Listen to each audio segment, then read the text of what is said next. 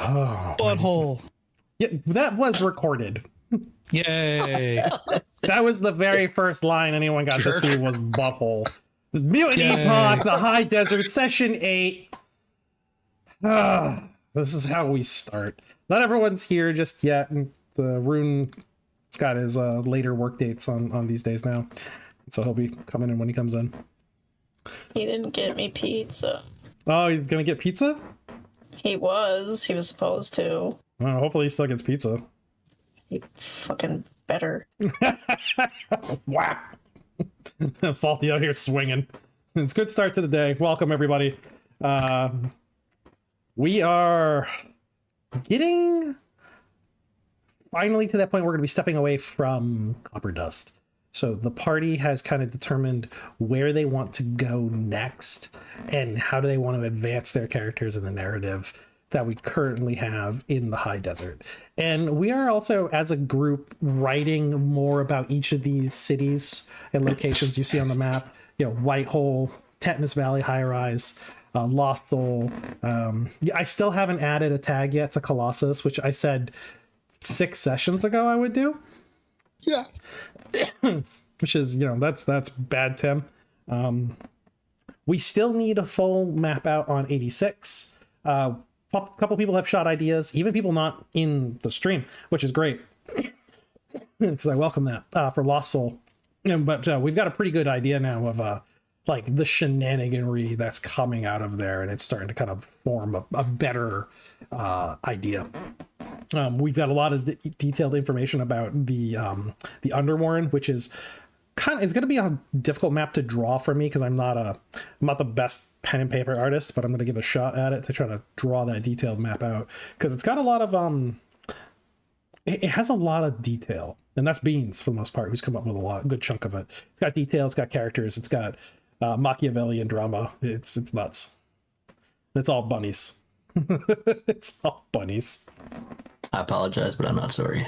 And nor should you be. It's freaking amazing. Time to watership down that bunny hole. It's really, dude, it really is. It's we could have a whole campaign that's basically mouse guard. It's just rabbit guard. All right. That said, All I'm hearing is go down there with a flamethrower. Flamethrower. Now you got to go down there with some weird psycho desert freak named Alice with a bunch of drugs and just gonna start mowing down the Red Queen. Okay, but we got to make sure to feed our head. Yes. I'm still coughing. This is gonna last for like another month. So we have some preparatory time to do before leaving Copper Dust.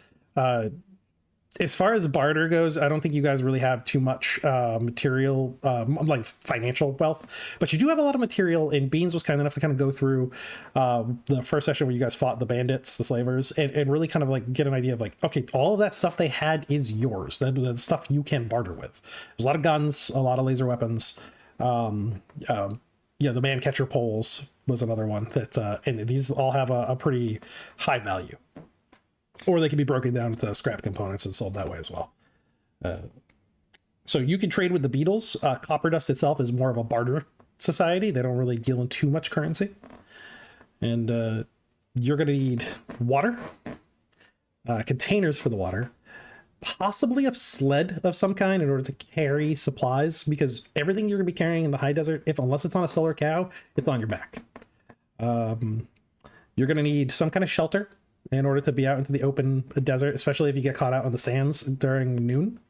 And so that you're going to need some way to dig into the sand so that you can get underneath it and then erect your shelter. Points at Rhea. Yeah. Your shelter is going to have a sonic shield with it, which will allow you to harden sand to a limited degree. It allows you to create like a shell underground. It's not very large, but it will keep you safe. And your shelter will also have a periscope and to allow you to breathe when you're under there. I will be right back. Okay. So you'll have like a limited range of vision from it, and you'll be able to breathe while you're inside of it. So those are some of the things that you need to acquire, unless you plan on staying near the rocks and getting from the mountains in the east. The mountains in the right up on the road into High Rise and just kind of like dive across the shortest expanse on G7 to F6. which you could do that in less than a day, so you wouldn't have to, or you could do that transit at nighttime, so you wouldn't actually have to deal with the desert sun. And there's plenty of shelter in the stones. So what kind of things do you guys want to try to purchase? You have the beetles as merchants that have tons of stuff, and they do use cash and barter. And you have Copper Dust itself, which has access to technology, information, and, professional information. So who's our best bet for water? You're able to draw water from Copper Dust for free. Ah. They have an aquifer. Sweet. Can't water an acre of land with it, but you can drink. I'm gonna need a pretty big water thing for. Yep.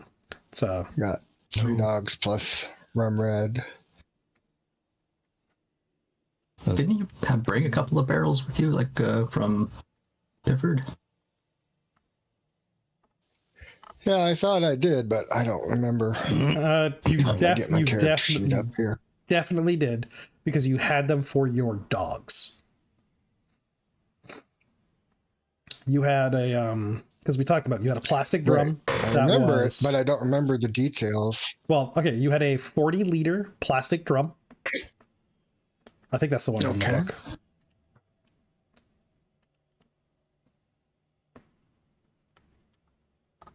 That's good enough for 3 people. Yeah. Oh, That's 12. we need what? 3 liters per day, 4 liters per day? I can't remember. It's a travel requirement, so it's a little bit more of an abstraction. It's 2 liters to enter into a hex. It's 2 liters to leave that hex. Okay. And that's assuming you're just traveling. If you're there for a day, just not like moving, it's only 2 liters of water a day you need to consume. But if you're traveling, you can get up to 4. Mm-hmm. Cool. Got it. Yeah, I thought it was something like that.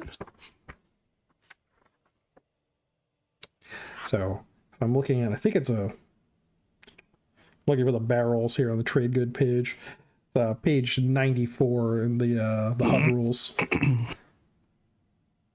which is the Mutant Epoch primary book. Food and drink. No, that's not it. Adventure gear. We got a lot of good stuff here too. Oh, the drum. That's a drum, but that's like a playing drum. I'm like, oh, drum, that's what we want. Nope, that's not the right one. Yeah. Well, they fill some pretty odd things with water in the expansion rules, so. Yeah, no, there's all sorts of stuff on there.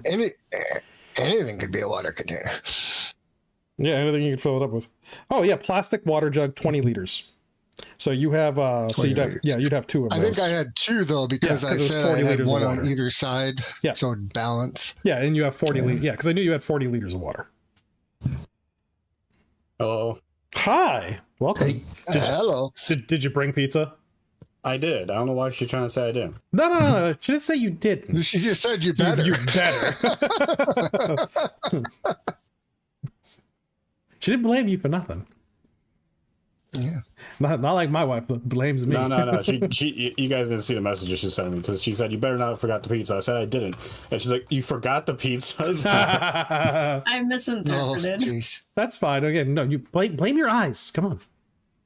That is true. I probably You are blind after all.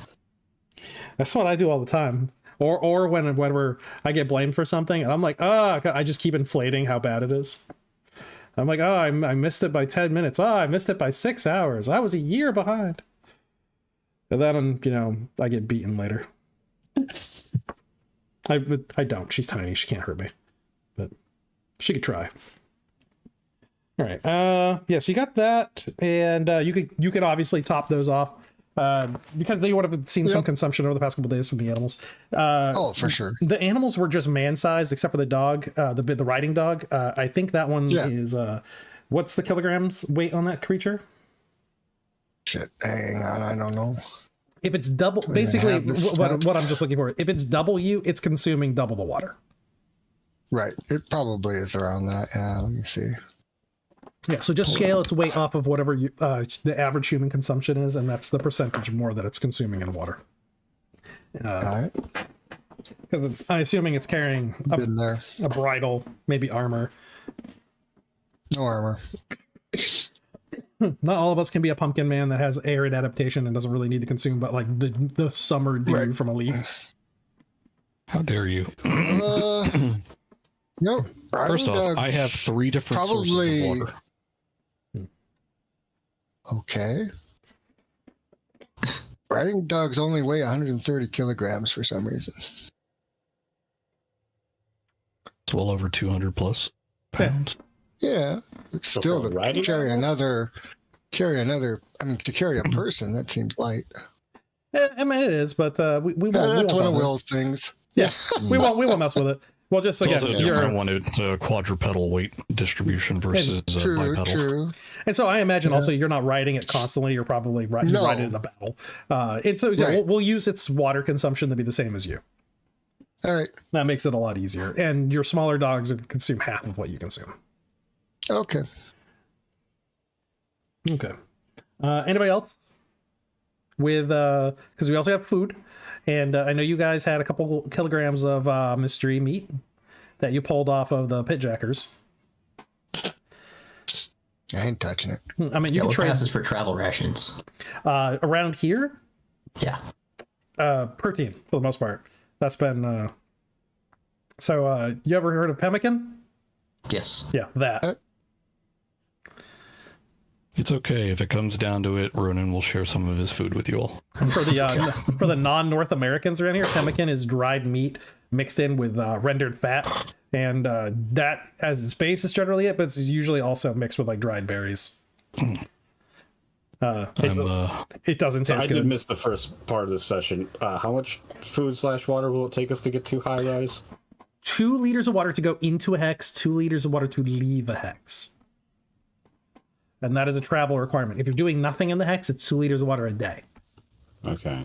And so What if you're not the one walking? if you're not the one walking, you're doing nothing, then you're just consuming normal water.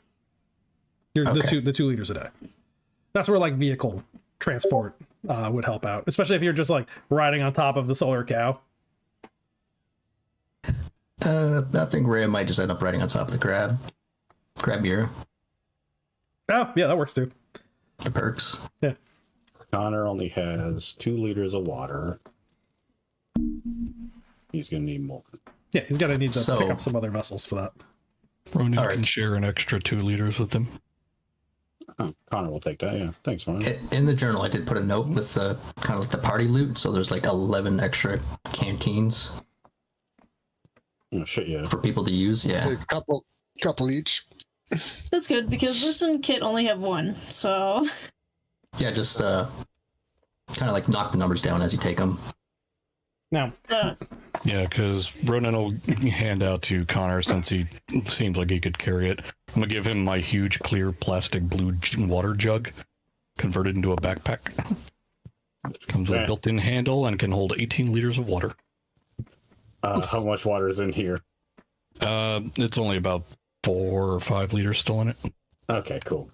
Yeah, he'll take that. Anything over 5 will slow you down. I remember.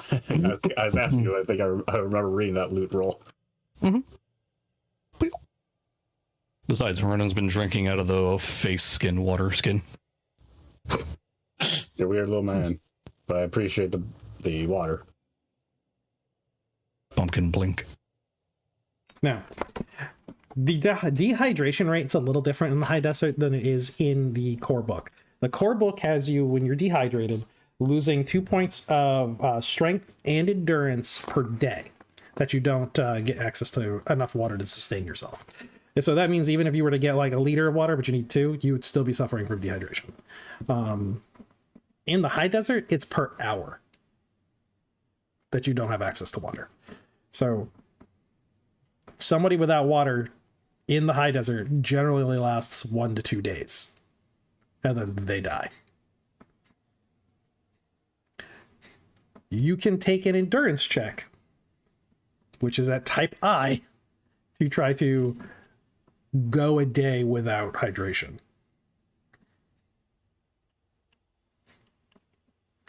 That is an endurance check. Most characters aren't going to be able to hit that. Well, then again, a couple of you have freak endurance scores, so maybe you can. So it sounds like we're going to need 4 liters of water to get to high rise, or You're going to need more than that. So the Maybe leave the 6. grid you're in, you're going to need 2. And then if you're assuming we're taking the road. So I'm going to paint a line here. We'll use the pet tool. So we're starting here, and we're getting into G5. So that's 2 liters of water right there. mm-hmm. That's 6. So 6. That's 8. I do not see this tool you're using. Oh, I'm on the primary map. I'm on the overworld map. You see my purple line? I too am also there. I don't see this. Can I have my draw tool where people can see it? Are you on the GM layer? I'm on the token layer. Oh, yeah. Clear drawings. Oh, there you Oh, go. now I see it. Yeah. Yeah, well, that's good to know. That means Roll20 is moving slow. Somebody roll something. See how long it takes to actually drop from their macro menu. Oh, that was instant. All right, so that's good to know. Okay. Might have just been a. You rolled a delay. crit success. That's nice. I got It's on a a die D2. too. Yeah. Yeah, D2 Oh. crit success. I didn't see that. Now, there is no wilderness survival to find water in the high desert. Mm-hmm. If there is not a settlement there, there isn't water unless you steal it from someone. So you have to physically carry it from place to place. So we all need 8 liters of water. Yeah, this looks like a 2, 4. What if 8. we cut from G5 straight to F6? We do have our striders. We all had enough to grab striders. Yeah. Yeah, you would need it. Well, you need. It looks like I'm looking at it again. I fucking counted wrong because I added too much. It's 6 liters of water you need, but I would carry 8. And having the striders is going to make your travel easier. I think there's only one character who can't actually use it. All right. WTF. I don't know where Era is, by the way. I know he was having problems with a fire alarm malfunction in Oh. his room. Sucks. So he was trying to work with building maintenance to get that resolved and has not responded to a text message. So I'm guessing he's still caught up with that. I don't know. Well, But I'm sure his characters would want to tag along. no, of course, yeah. And one of them doesn't need water, so Yep. Whiskey Tango, he's good to go. Yep. And Argo has ridden Whiskey Tango before, so his water supply will be easy to track. Oh, that's right. He's got the baby carrier. Yeah. He's a little baby Bjorn, yeah. Little baby carrier in the front there. Oh, so cute. Okay. So who doesn't have enough water right now to get there? Me. Kit or Roos?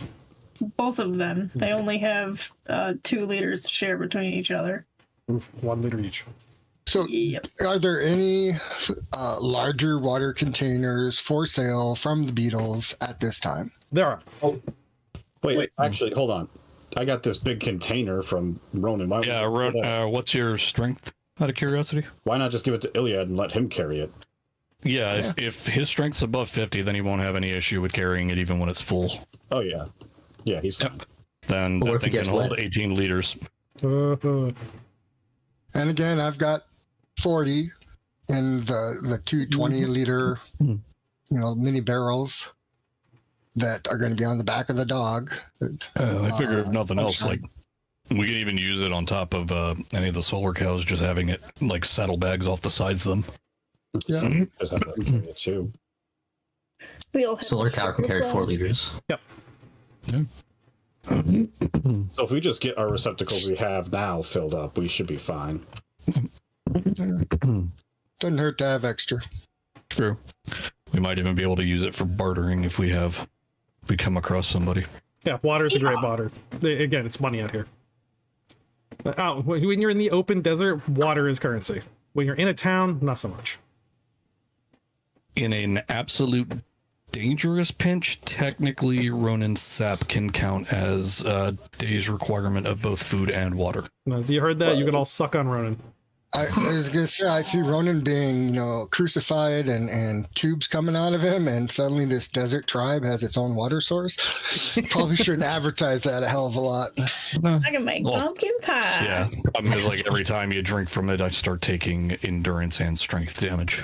Exactly. Just gonna put a tap in you like a maple tree. You can try this. He's looking a little shriveled. We better give him a day to recover. There's little pumpkin's a samurai. Fight him. Gonna tap that pumpkin. You know, Yikes. you're on my exactly. You're on my thread there, where I was like, the plantoids have weird succubus stories. Oh shit. They have a completely different mythology about it. Yeah. Also, I'd probably just put the giant water barrel that Ronan gave on one of the solar cows just so Iliad isn't slowed down. Do we still have any, does Copper Dust before we leave still have any of the, because I know that we're going to use the corpses from our big fight for like fertilizer and stuff like that, right? Yep. Do you still have any of the rotting meat? The rotten meat? Well, the rotting meat. I mean, it's been how long? You mean the humans? Yeah. Yeah. Yes. Jeez, Pat.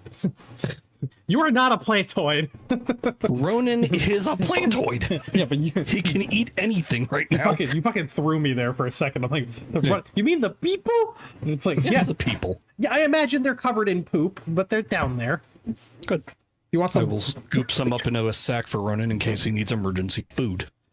Again, I don't think the poo would bother Ronan either. Again, he's a plant. That's like Yeah, exactly. It's fertilizer. just fertilizer. He's just getting a little bit of. That is the basic consumption form of a plantoid. He is a mutant exception that can eat meat Okay, as so well. what kind of receptacle are you storing this human sludge inside of?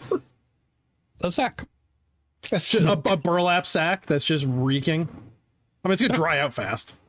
Yep. Okay, so the rest of Keep you it are gonna under have to his deal with cloak. Ronan and his poo jerky. It's under his cloak. Jerky. Oh, I'm getting hungry.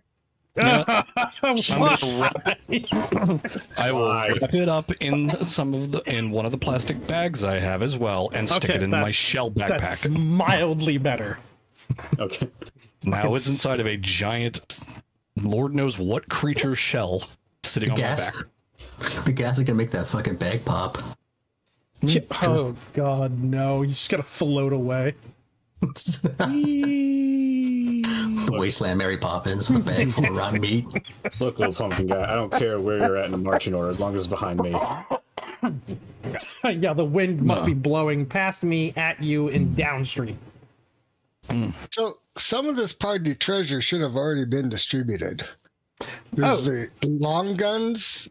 The long guns were distributed. Yeah, long guns were. Ray took one, and Cinder took one. I didn't take a long gun, no. No, that was Roos. Oh, Roos had one. Okay. Yeah, whoever took stuff from the just you make knock it off there, or take it off if you did take it. Okay. Not knock it off, but yeah. I'll edit it real quick. So the long guns are gone. Yep, the long guns are gone. I know Flashbang is gone. Red Rum took one of the plastic chess pieces. I thought other people took chess pieces too. I wasn't sure who took what, so I just put Red it Rum raw and there. I think both Red Rum and Cinder took thermal cloaks. Everybody, I believe, has a thermal cloak. So that's Now they 12 do, but 12 thermal cloaks taken. Well, yeah, I just meant after that whole excursion, I was pretty sure there was enough of them with them. Yeah, I know Connor, Bruce, Kit also. Wait, did Bruce take a plastic chess piece? He should have. He can definitely use it. No, but I can add. Well, Yeah. wait, yes, he did. Okay. Yeah, because I remember you said that you were wearing plastic when you were dealing with the rabbits. So that's 5 plastic chess pieces taken so far. Did anyone take? Oh, I didn't Cinder take a man catcher? yeah, Cinder and Rumred both took man catchers. Okay, so that's all. 12 stilt striders were distributed. He will be right back. Can Mirror's Sand Crab use Silt Striders? Oh wait, okay. I guess 11 stilt triders are distributed.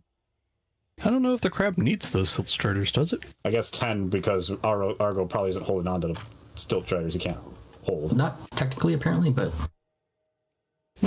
probably need a few more pairs for. Didn't someone take the laser kit, the laser service kit? Yeah, I took that because I need it for the long gun. Yep. Air conditioned desert survival helmet. Did someone take that? That needed to be repaired. Okay, so that's still currently just there, sitting to be fixed. I mean, I'm sure Rum Red would love to have it if someone could repair it for her. Did anyone take She's the least carbines? She's the least conditioned or what acclimated of all the characters, I think. Right. And what'd you say? The Zap carbines. Anyone take any of those? I know one got taken by Rum Red. Yeah, Ronan will take one. I mean, if people don't have one, there's no reason why everyone shouldn't have one. Yeah, because I know Connor definitely took one. I don't think Kit wanted to take one because she prefers her bow. Yeah. Thermal cloaks are distributed. Chest pieces are distributed. Anyone take the knives? The steel knives? I don't think so. Nope. None of my characters are knife wielders. I mean, Ronan will hold them if it's easier. Okay, Ronan can have 15 steel knives then. Just stab him right into his gourd. I mean, I have knife thrower. Why not? Yeah, right. That's fine. Oh. I figured that's why you're trying to take them. I will actually take them, and he will put them in his mouth. Extra teeth? It's vile. Nope, he'll just reach into his eyeball and throw them out occasionally. I'm just spitting daggers. All right. And I know Roos Spitting up. Kit, we're going to take one of the leader water skins. They should take more, but they're not right here. They're not here right now to say they want to take more. So Ronan will offer his other bag of water because plantoids don't get an option for food when they're picking their initial thing. They get instead 2 water options. But I'm not sure if you want to drink out of a bag of potting soil. nah, that's okay. Mm. Also, the big, if we can fill up all of our water sources, are we assuming we get them filled up, or do we got to barter for that? No, you can fill all your water sources here in Copper Dust. So yeah, that's, Copper Dust says free water okay. So for services rendered. are we being kind of communal with our water, or are we? I mean, I'm willing to have Cinder say that he's communal with a water supply that he's got. I mean, he's also looking to supply Rum Red and the dogs, but yeah, right. Still. So I'd still like to get 1 or 2 bigger containers if we can. okay. Cinder's a licensed bounty hunter, right? No, No. he's not. Bruce He's is. a security Bruce is, guard. yeah. Oh, that's Ronan right, is that's right. a bounty hunter. You see the air quotes in the air tank? Yeah. He's a Sorry, security guard. I remember somebody here was a licensed bounty hunter. So at the very least, at Ronan's got Greywater, his little tag. they'll get water at Greywater. Greywater will give them free water. Oh, shit. High Rise for Roos, Kit, and Connor. they have access to water at High Rise too when they go to that because they're citizens. Y'all will have a chance to get water as well. It's just you'll see. I guess you'll see when we get there. Hey, Tim, Yeah, is it possible that the air-conditioned desert survival helmet got repaired or could get repaired? yeah, that's repairable. Could Argo maybe repair it? Oh yeah, Argo has the ability. He just needs the scrap. Okay, what kind of scrap would he need? Electric. Okay, do we have any electric? I don't know. If we do. How many, how much scrap of it do you... He needs 1 kilogram of electric scrap, and all he has to do is break down one of the man catchers for that. There you go. I well, now there you have go. 12 kilograms of electrical scrap on me. Oh, all right. Okay. Ronan broke a So, freaking... how much water do you have for human consumption, Cinder? I mean, I haven't broke it down. He's got 40 liters in the 2 20-liter containers. Uh-huh. He's got, like both Rum Red and Cinder have 2-liter, water skins. He took like 4 of those, 1-liter canteens. Right. So I mean more so for those kegs, because I remember like one was for the dog. I don't know how it's going to divide out. I'm just saying that he's willing to share. Yeah. I'm just trying to add mean, what we all have right now. The dog, the riding dog drinks the same. So, 4 liters per entering and exiting, hex. And the small dogs drink half. Let's add it up So- then. That's what I'm doing right now. So you have 40 from your kegs, and how much did the larger container Ronan provided? How much did that hold? 18. So right now we're at 58, and we have how many solar cows?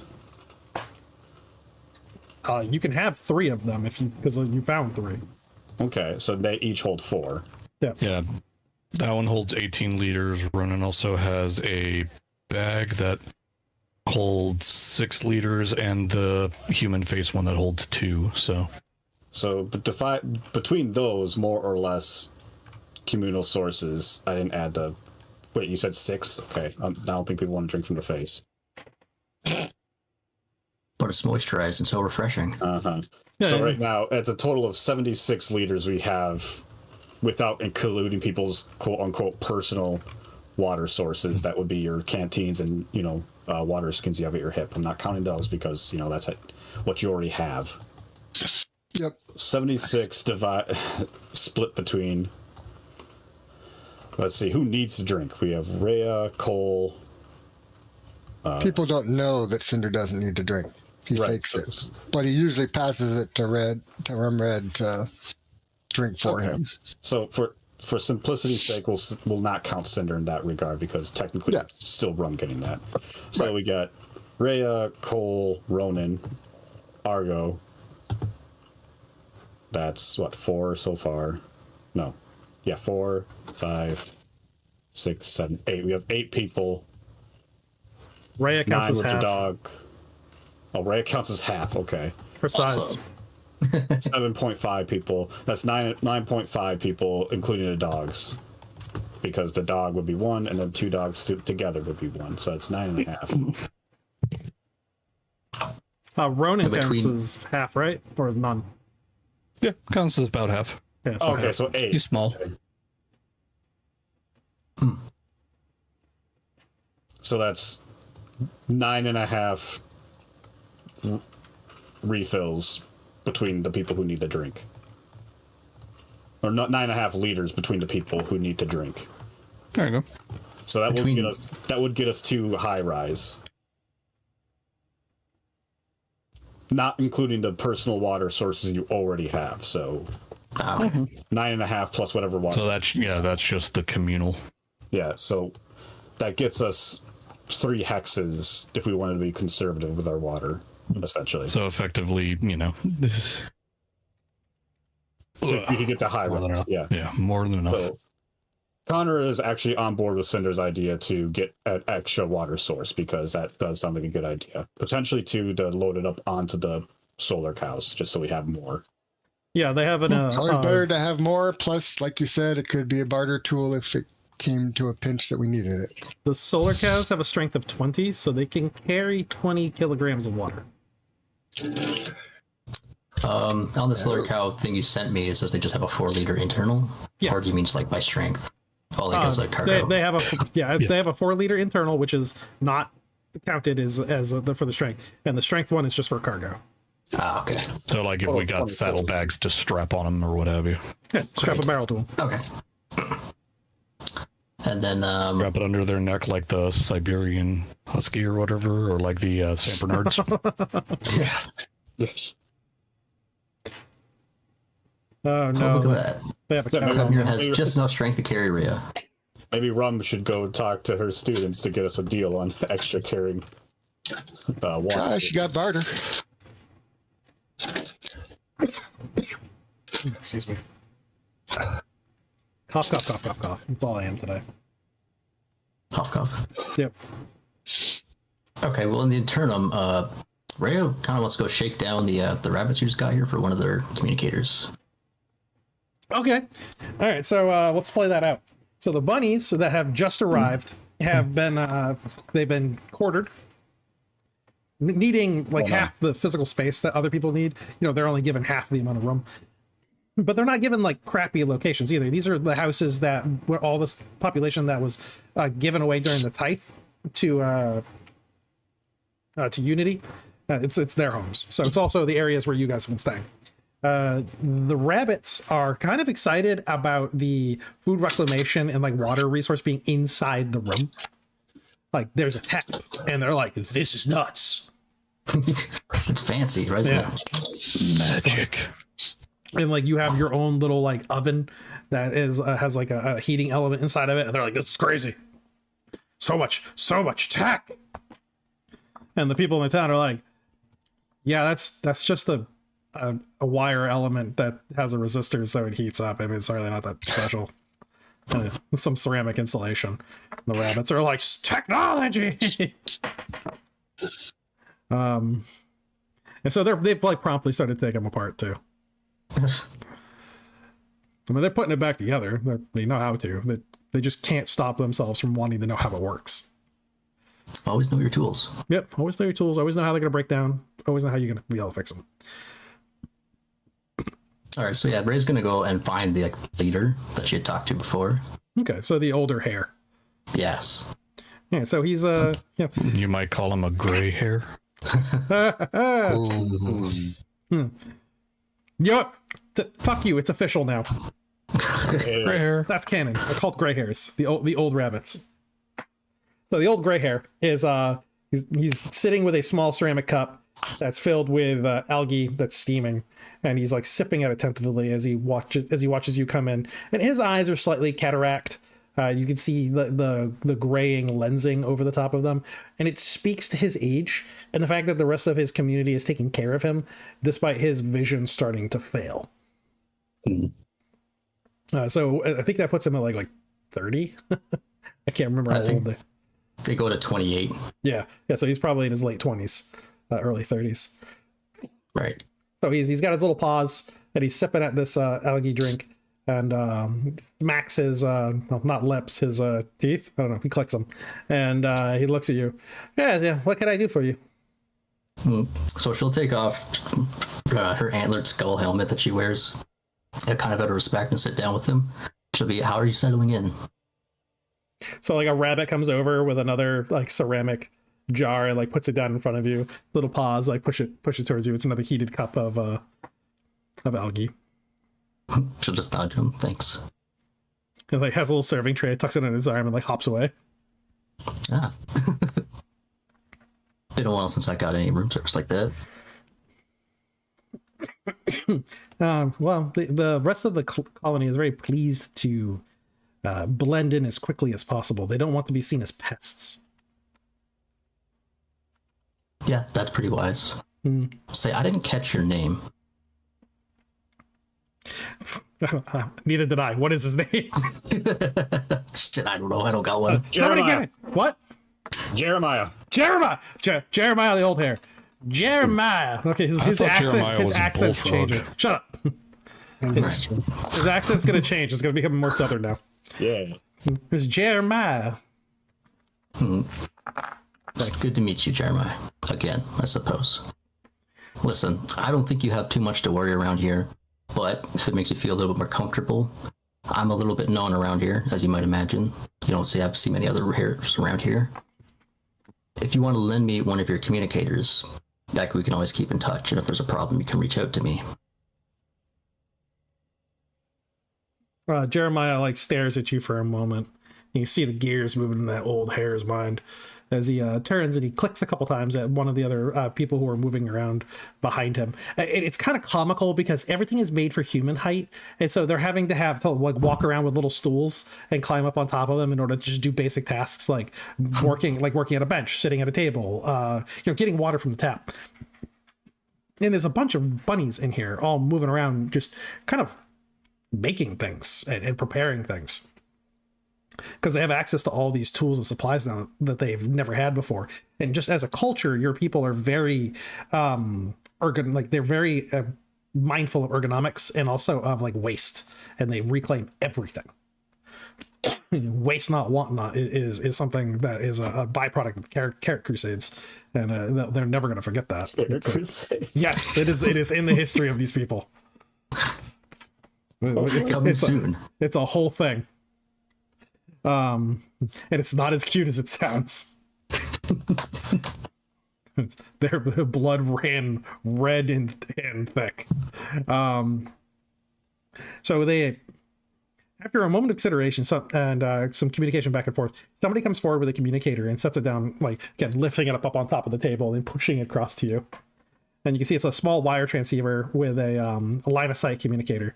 And it's explained to you that it's not going to be able to reach over the mountains, that you're going to have to tie it to a whip receiver in order to actually be able to get it to atmospherically bounce it. So you're going to need an old like pre-fall communicator that can do an atmospheric bounce. Now they have an ant farm in Copper Dust, you've seen it, that can accommodate, that kind of communication. They were communicating with 86 that way, doing atmospheric bouncing. And you just need you need a very long antenna. I don't suppose you could supply me with one of those. They haven't had a need for one. They can make one with enough scrap. They have the ability to do so. They need electric scrap to do it. About 3 kilograms. 3 kilograms? Yeah, then they can I mock could one probably up. swing that from somewhere. How long will that take? Well, if they have access to all the soldering equipment they need, a day. No, we got to clear out of here before then. I won't be far, but for the next few days, I should be in range if anything happens. But I assure you, everything should be fine. Well, really, honestly, if you can get to one of the taller hills, you could radio back into I-5. You might be able to bounce a transmission between the lookout down to Copper Dust.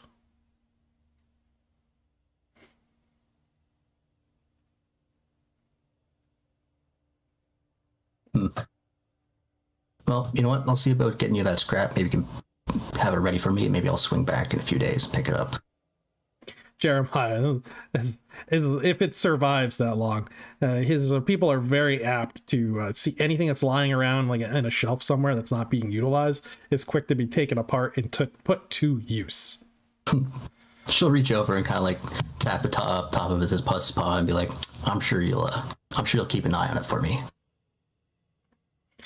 And then she'll stand up, take her cup with her, and be like, "Be seeing you. Stay out of trouble now."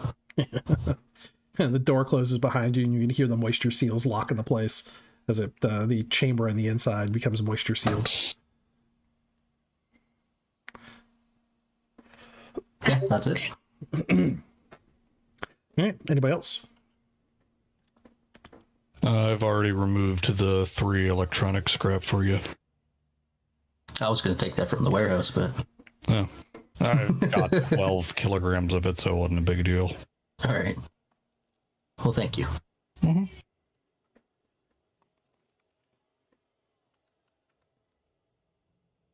Otherwise, I don't think anybody else has got anything that they're doing here. Anybody else? Nope. Mm-hmm. All right. Well, did we ever get an extra water container? I was going to have Rum Red barter with the rabbits. I mean, the beetles. The Beatles are definitely more than willing to sell her at a great rate, by the way, as they try to show off their new salesmanship skills. Mm-hmm. And so they're demanding at first that they go to her like 1,000 silver, like way overpriced. Yeah, she just puts her face in her hand and shakes her head, and yeah, not quite. No. Like there's a like chittering conversation back and forth between a couple of the Beatles who are standing there, like what do you thought that was the price? Like you catch a couple words here and there, things that you've heard repeatedly, and they turn back to you. They're like, okay, let's try again. 10 silver. I wonder if she could have got Roos in there, because they're friendly with Roos. I think 10 silver is a good deal. I mean, Sure. it's way underselling it.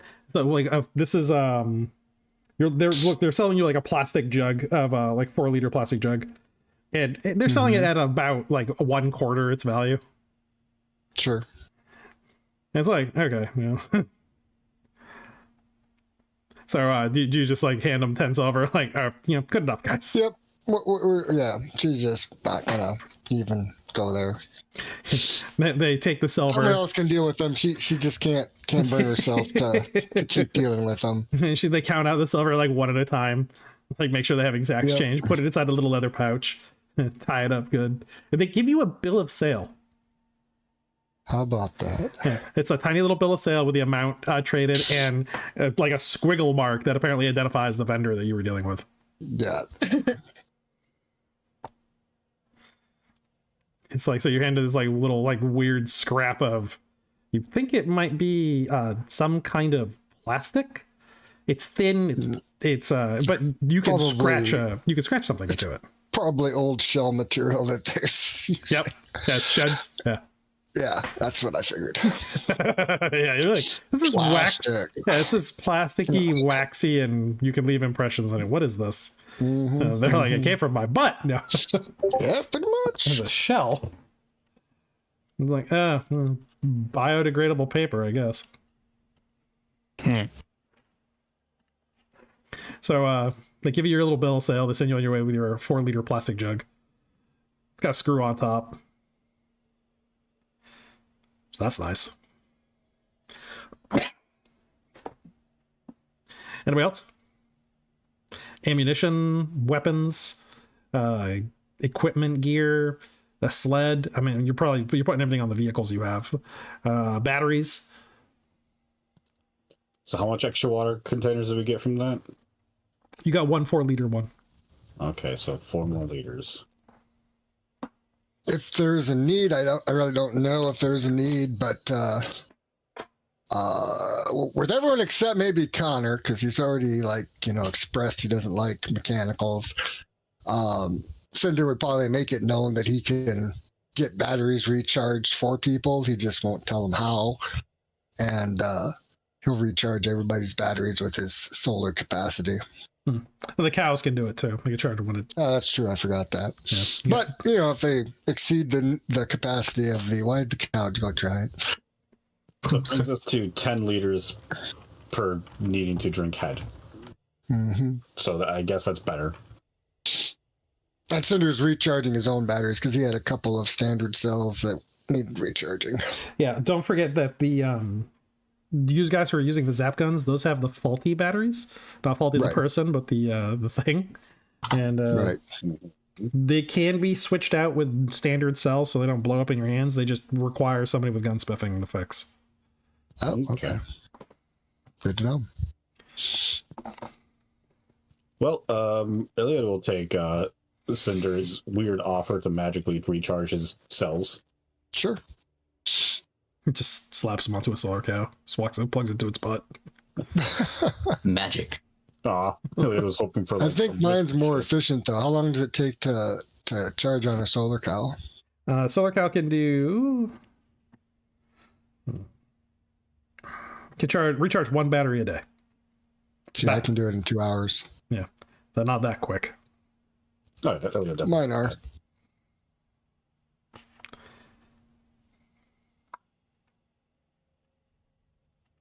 So his mysterious charging ability. Got a shake weight hidden around there somewhere. It's just generating power. Yeah, probably making people think he's a mutant with electrical generation or something. Iliad kind of just assumes he has a relic of some kind. Like, oh, okay, but he wants to keep it hidden because that's just valuable. He gets it. Yep. Fucking shake weight sap guns. I will make it. Just sit there like violently shaking it up and down. You hear the click, click, click, click, click, click, click, click, click, click. This generating kinetic energy. I'm charging my gun. Charging my gun. Oh my. This is awful. Okay. Let's shoot something. Come on, let's go shoot something. Let's go shoot something. I've been Just me and Rhea saying that. We gotta shoot something. I've been charging this gun for 45 minutes. I lied. It's 1 hour I can do a standard cell. It's 2 hours to recharge myself to full. can only use the shake weight once a day. Twice if you take the week off. This is why we got delisted from YouTube the first time. I think they call that the refractory period. God damn it. No, that's when you send it back in when it's got a defect. It goes back to the refactory. It's just a dumb pun. I demand the rabbit die.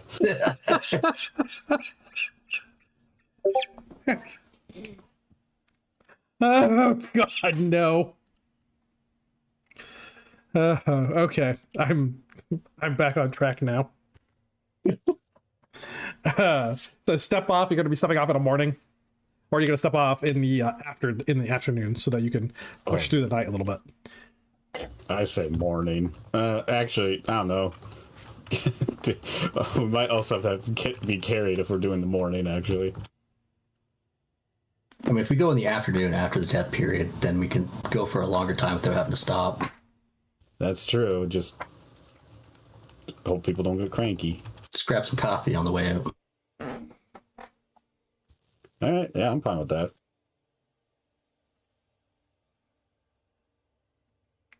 Okay. No complaints from any of mine. It's a really good point, though. Yeah, we get a lot longer travel time. Wait, so we're going in the morning? No, we're going in the afternoon after the zenith of the heat, so we can travel through the night. We'll get further, You'll get a lot further. and Kit will be able to be active, and she can, use her enhanced energy to help us out. You'll also you'll be able to use your thermals too at nighttime. Okay. So let's see here. We've got, who is the slowest bastard here? The solar cows move at 5 meters. I think that's the slowest then. Yeah, Probably. because we have the Striders, which makes us a lot faster. It makes you a lot faster. The Unless only you count Argo, but he's being carried by WTF. Right? Yeah. yeah, the only difference is the solar cows can literally move 24 hours a day. Yeah. Yeah, Rum currently has a move of 5 without the Striders, so if it wasn't for the Striders, it should be that slow. So we have 2 hours. Connor insistently wants to take lead, especially when they enter F6. Oh, okay. Look, I just don't want you guys to take a wrong turn and then you're gone forever. Rare Shugs, alright, be my guest. Hops on top of the crab mirror, just gets all comfortable. So on that first leg, when you're exiting your first grid going into G5, nothing happens. You travel the 10 kilometers in pretty good order without any delays or slowdowns. And do you want to take the road, stick to the right side to the south along the rock faces, or do you want to push across into the open desert? Each has advantages and disadvantages. I mean, yeah, on the road, we were faster, but that's more well traveled, including by people who may wish us harm. But if we're in the desert, we can see, for miles. No one will typically be out there, but then again, we'd be by ourselves if we get fucked. So, my vote is to stick to the road, but I want to hear the rest of the party. I know the road's a lot better, so I vote for the road too. There's always the possibility of something being under the sand in the desert, so you won't necessarily see what's coming at you.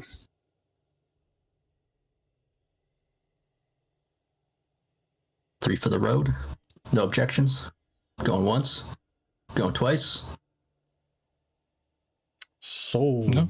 I object. I object. Why? I just figured somebody oughta. It looks so lonely without anybody in its track. Objection sounds like a fun word, and I wanted to say it. I can get behind this. Alright. We'll take the high road on this one. And I'll take the low road. The high desert road. Nope, roll twice on me. All right. So you make it to the next day into G5. You're about halfway through it on the road till you get to noon and you have to take shelter. The road itself has no shelter locations. You got to use a vehicle or a tent and dig yourself into the sand if you want to take shelter from direct sunlight. So you're looking at 3 hours during the high noon to basically recuperate and get into a shelter of some kind. So do you want to dig a shelter into the sand dunes? And do you guys actually have shelters? We did not bring shelters. All right, well, let's retcon a little bit. Let's say you purchased a couple. And we heard you say it, but then we totally blanked on doing anything about it. You can still find, you're close to the mountains. You can find natural shelters. What Ray is a survival expert. Shelters. I mean, yeah, I would say we try to find a shelter, and we'll just Yeah, natural outcropping. Yeah, natural outcropping. You'll be able to, you can get to a natural outcropping where you are right now. You're very close to the mountains in that spot, and there's plenty of them. A little bit harder if you were in G7 closer to F6, but not as bad. All right. Or sorry, it would be a little bit harder. So here we're going to need a perception check, dice challenge. We have some natives. We have arid adaptations. It's not as difficult. So it's going to be an H to find a good shelter. I think Ray, I got it. Survival expert. God, yeah. Yeah. See, I told you I know these roads. Yeah, Rhea nailed it. Yeah, might as well get that right out of the way. Might as well get that bad roll out of there. I'm never going to hit another roll like that for the rest of the session, so I mean, welcome. Rhea had a 31% chance of finding one anyways.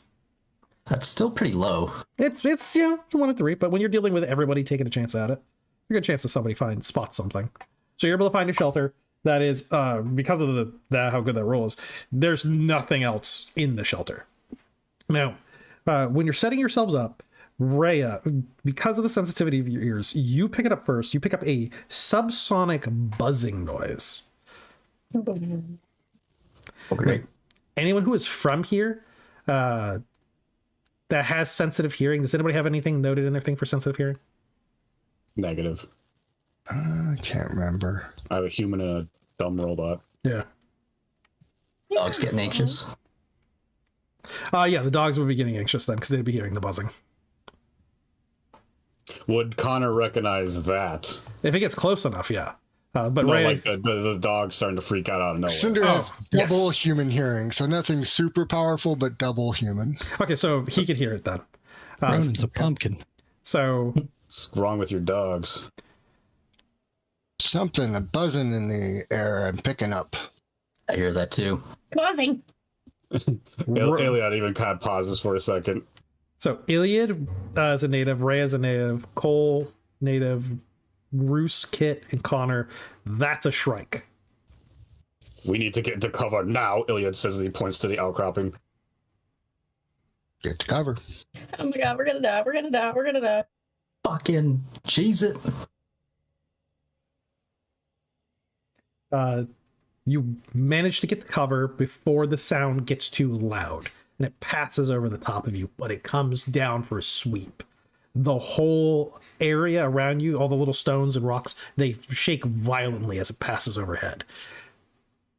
Despite the amount of energy it transferred into its surroundings, it's not very big, but it's moving at several times the speed of sound. And you hear the thunderclap boom as it breaks the sound barrier, coming around to take another pass over.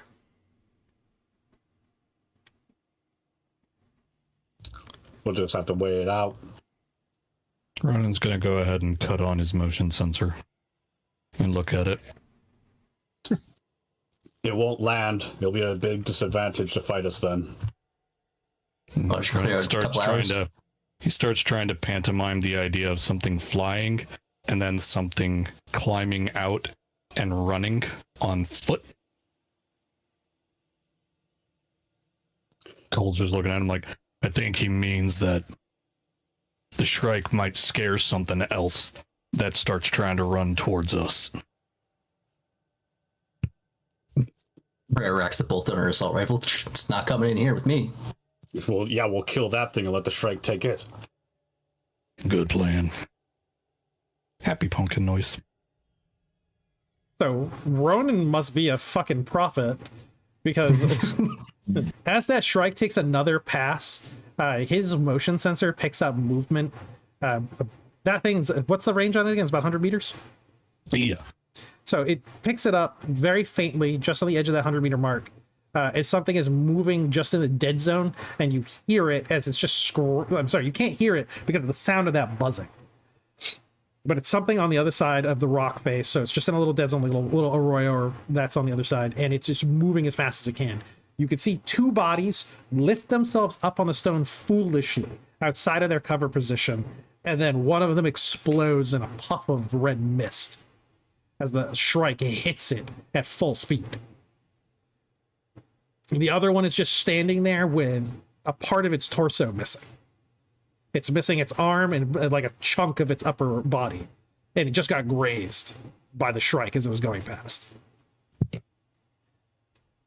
That Did person. you see this, or is this just on the motion sensor? You see, because again, they lifted themselves up onto an area above where they were at. And then okay. you saw that happen. You just saw the moment they got up onto the ground, solid ground, and started to move. Again, missed one of them as the Shrike banked down and hit him. And the other one must have got clipped.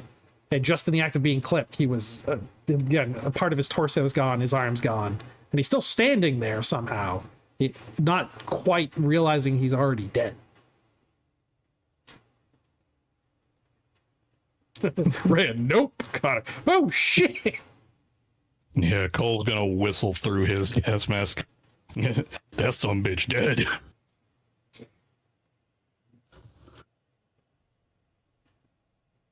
Who are these individuals? Oh, well, rather, the remaining piece of individual. Cole, goddammit, that was supposed to One person atomized, the other one looks to have been wearing the remnants of a thermal cloak, so... Hey, Connor, you got those binoculars still? Yeah, Connor does. He remembers, like, oh yeah, and he takes them out to look through. The one that had his torso, again, the missed one is just his shoes there on the ground. His body was torn up. He was torn from his own legs. They were just ripped off. The other one, he's got a ruined thermal cloak on. You can see he's got a pressurized suit that's been torn open underneath it. So he had a survival suit. He also has a survival desert helmet. The helmet's intact. He's probably violently vomited his lungs into the helmet by now. At this point, Iliad notices that this is definitely a human, though, right? Yeah, it was a humanoid. Iliad is leaving the cover to approach the humanoid. There's still that buzzing. Red just kind of grabs him. Is like, Us? I don't think you want to go out there. He might need help. I think he's a little beyond helping. Take that as a medical, as a professional. How far out is he? About 100 yards, 100 meters. You have to run. There's arroyos that you could stay in cover and get close, but you got to get up on that open area to get to his body. That's where they a went. grapple hook and a rope. Yeah, that's what I Trap was the body. thinking.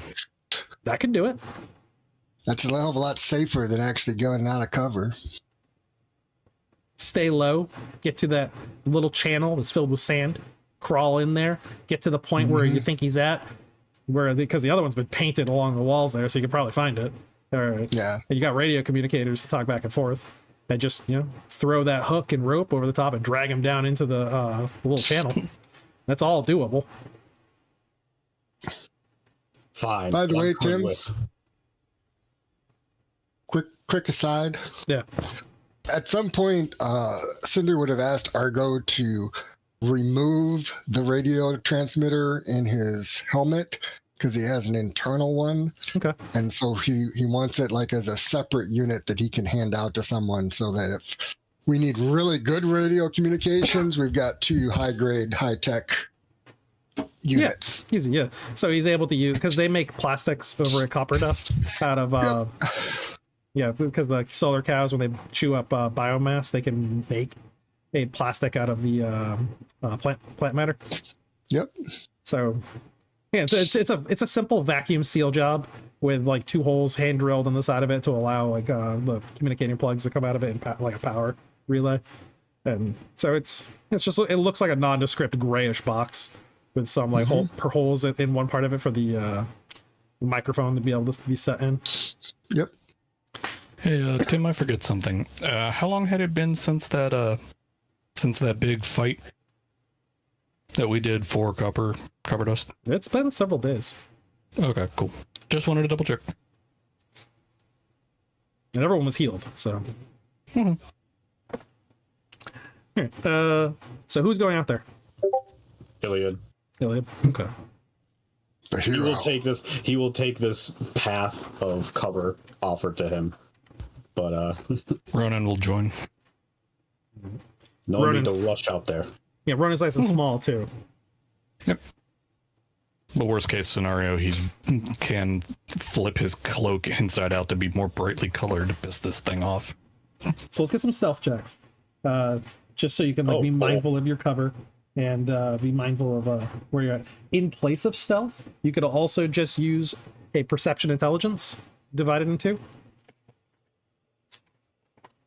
And that's just you being aware of your surroundings and knowing, like, 'cause you don't have to be quiet in this one. That's why I'm not saying you have to use stealth.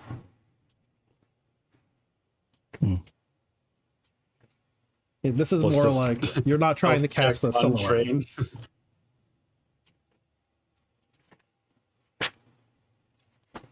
Yeah, so you don't have to use agility. You can use intelligence perception. Right. What is this? Silent action, concealed movement? I'm guessing concealed, Concealed movement. movement. And what would be the check for if I'm using my perception intelligence? Oh, it's just divided in 2, so it'd still be a D. Oh, okay. Well, then he use agility. Holy shit. Oh, okay. Its agility is just a lot higher. Well, with his missing eye, he already had a low perception, I believe. Oh, I forgot okay. they got it together, but it's not better than what his agility is. Yeah. Okay. Yeah, so take those rolls, type D if you're untrained, and let's see how you do get They'll into be this more location. interested in me. So keep that in mind. Nope. Ooh. No. Wait, actually, hold on. Oh, Ronan looks down and realizes, oh crap, the red side is already out on his cloak. It's a real red dot like in the sand. He starts chasing it. Run in a circle, run in a circle, run in a circle, hang on, flailing hang his on. arms. Oh shit, Iliad actually got that. Gotta check D. Good for him. Ronan didn't know. No, What's that that's orange not- thing in the desert? Orange and red thing running around in a circle now, flailing its arms about. well, it's one way to distract it. Can the Iliad see this to kind of like pull him in? I mean, it's not so much Iliad sees it, the Shrike sees it. Oh no. And, but the people who are watching you also see it. And so we've got a couple people who are probably on Overwatch. Yeah. That looks like Mira. That game's dead.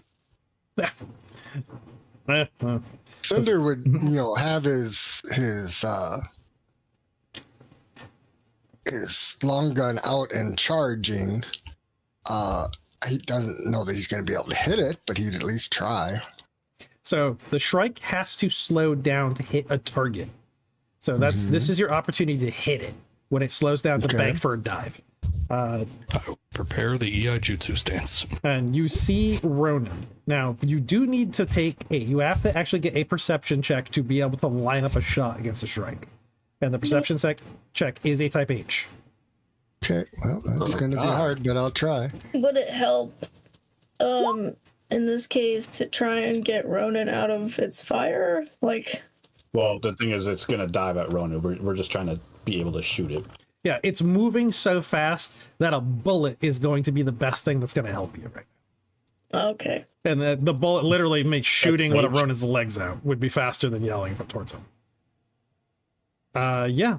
Cinder, I think you got it, right? I don't know. I'm checking. How's your check? 48. Yeah, that should be good. Yeah, you just got it. Yeah, you got it by 1.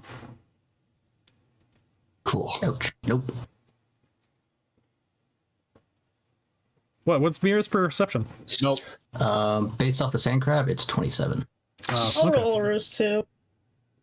Yeah, if you got a long gun, if you have a ranged weapon, you can do Not this. you, kid. Go away. Go away, kid. Yeah, bad kid. Nobody wants you here. Check H. No, none of my characters got it. 65. Okay, it didn't matter because nobody got it. I think Yeah. we got Cinder so far. Cinder got it. Cinder, Yeah. you've got the shot. You've lined up. You've got it in your sights. You were able to lock it and track it. The Shrike is banked and is diving at one of the two out there. Iliad, you see that the Shrike. You can see that Ronan broke a silhouette, and it was only for a couple seconds. He had to. You're bounding from one piece of cover to another. And it just happened to be the Shrike had to be banking down at that time. Iliad's watching Ronan run to him, and he's throwing his hands up like, "Come on, hurry, hurry!" And so you hear the high-pitched roar of the engines as the afterburners turn on, as it put on air brakes to slow down, and the afterburners are burning as it's diving. Hold It on. has Can Iliad jump in front of Ronan to take the hit? if he can react in time, it'll be an initiative check. Okay, he will definitely do Versus the Shrike. So, but first we're gonna get this shot off because that's gonna go before anything. And it has a defense value of 45. Okay. I don't have a macro set up, so I'm just going to That's make all a roll and then try to figure out if there's even a chance. Right. Fly, you fools. It's not looking too good. What was it 45. again? The 45. Well, that's not super high, but all right. And you charged, and you got a long gun. You got I a got big a bonus. plus 15 Yeah. for the charge. I've got 59 base. Killer. What is my accuracy? As I said, when you're killer, I've only got a 6 bonus for accuracy, so. But the killer bonus should still apply since it doesn't know It you're doesn't there. know you're there. Oh shit! I totally forgot about killer Yeah, bonus. it has no clue you're there. Yeah, well, and yeah, even the unaware bonus would be enough without the killer bonus. Yep. Shit, I totally forgot about killer. Way to go there, Bullseye. That's what I'm talking about. Yep. Correct, All Shrek. right. I like how the vegetables out there being the bait. Yep. That's how you do Well, I it. wasn't able to catch a rabbit. Maybe they like pumpkin. Really does. It's a target. I mean, we literally call it pumpkin on a post when you're teaching somebody how yeah. to shoot a rifle. Oh, that's cool. Let's see. So I'm gonna have an extra D20 plus 15 from the killer. So it's 2D20, and it's a plus a D10 for the long gun. Is that what it is for third charge? Yeah. That's what it looks like. So 2 die 20 plus 10 plus 15. I mean, that's a pretty good roll. Just the pluses alone are almost enough to kill this thing. Yeah. You do 20 plus 10. Charge shot, long gun. Well, plus 25 with killer. Yeah. All right, here we go. Get 54. fucked. Nice.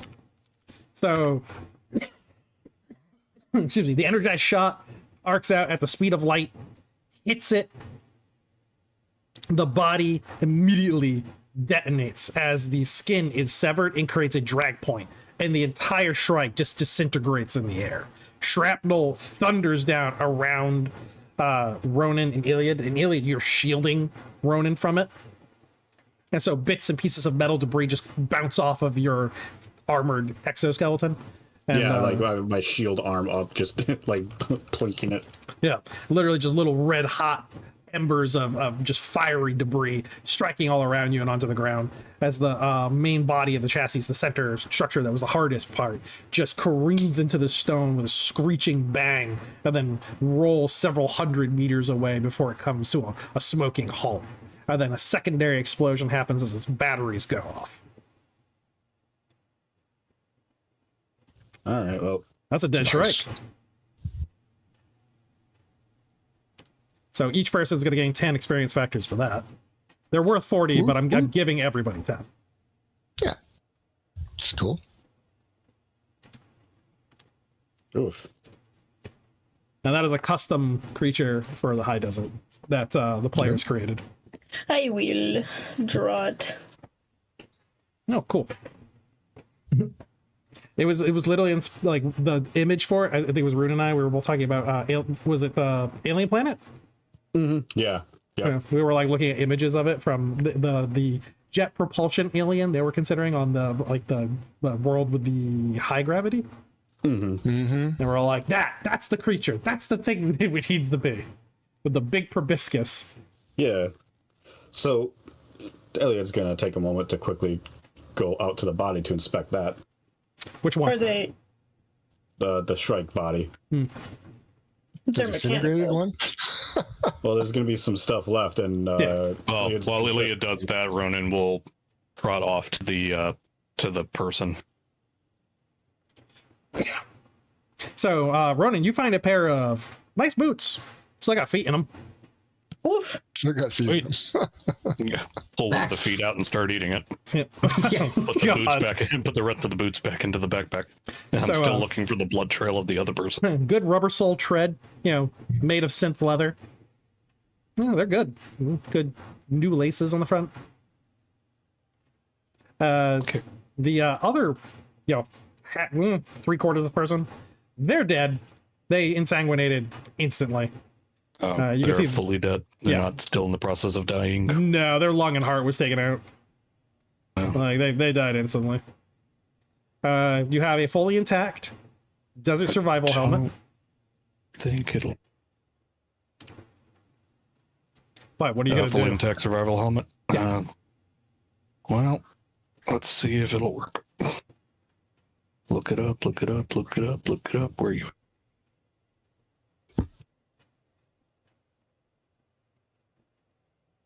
What are you looking up? You trying to heal a dead person? Mutation. I'm looking up a mutation. All right. Well, Wants to know if extreme healing will bring back the dead. Yeah, that's what I'm doing. But I was seeing it. That's why I'm wondering how long it can do. he's missing body Right. parts. You're not Yeah, surprised but it'll about it? still Well, it's grow body parts. extreme healing, so Okay. Oh, man, extreme. And even and if the parts don't inherently grow back, like most of them, like it'll still seal it off. Like the person will just basically need to be rebuilt. With a new heart. Ronan grafts it to him. He becomes part plant man. Oh, fuck. He becomes where's a the hip. bat brain when you need it? Yeah. Okay, no, if he's missing a heart, then there's nothing I can do about that. Figures. And a big chunk of the rib cage. Nope. I'm gonna wrap my little tendril hands around its ankle and drag him anyways. All right, so these are the things he has on his person. You record them if you'd. Actually, I'll probably just type it up in here. He has a web belt. He has 2-liter canteens that are made of metal and covered in a fabric. He has a long knife with sheath. And he has a standard zap gun with 2 battery cells. Normal. So it's a re-rigged zap gun.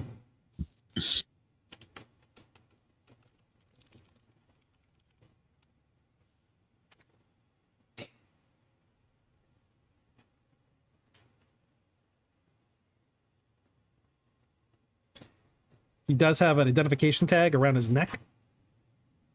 He's a bounty hunter, registered at Greywater.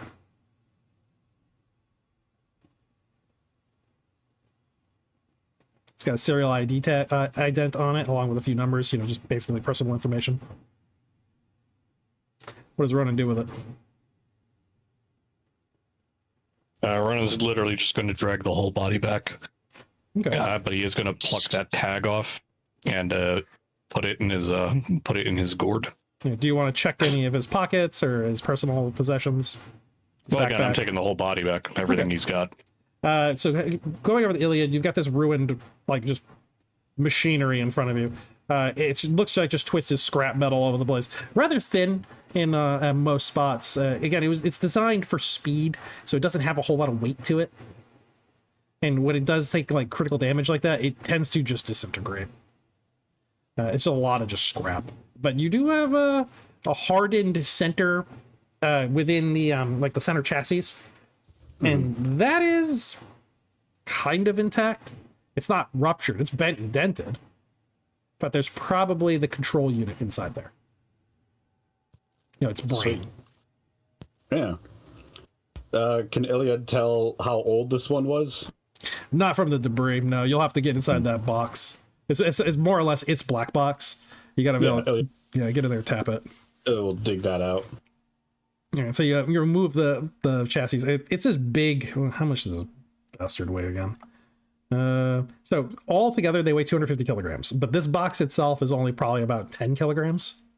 Okay. Yeah. And so you got this like big chunky twisted piece of metal that you have to pry open, and then you can get to the central processing unit in the middle of there. It's been superheated because of the explosion, and it might be permanently damaged, and it might not be. But there's a possibility you can get some stuff out of it. Gets info out, and again, barter if anything. Speaking of which, how much valuable scrap is left inside this more or less intact central body? Oh, that represents 25 kilograms of mechanical scrap. Okay. Any but not robotic anymore. No, okay. That's all. Yeah, that's all blown to shit. All right, he'll take the mechanical scrap. At the very least, that could be like reshaped or hammered into something. The rest of it on the outside, the outer skin is just useless. It's too thin. Gotcha.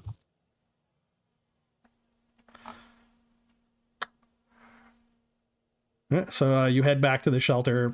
Noon is fast approaching. The desert is starting to bake as everything turns white from just the fierce sun irradiating the sands.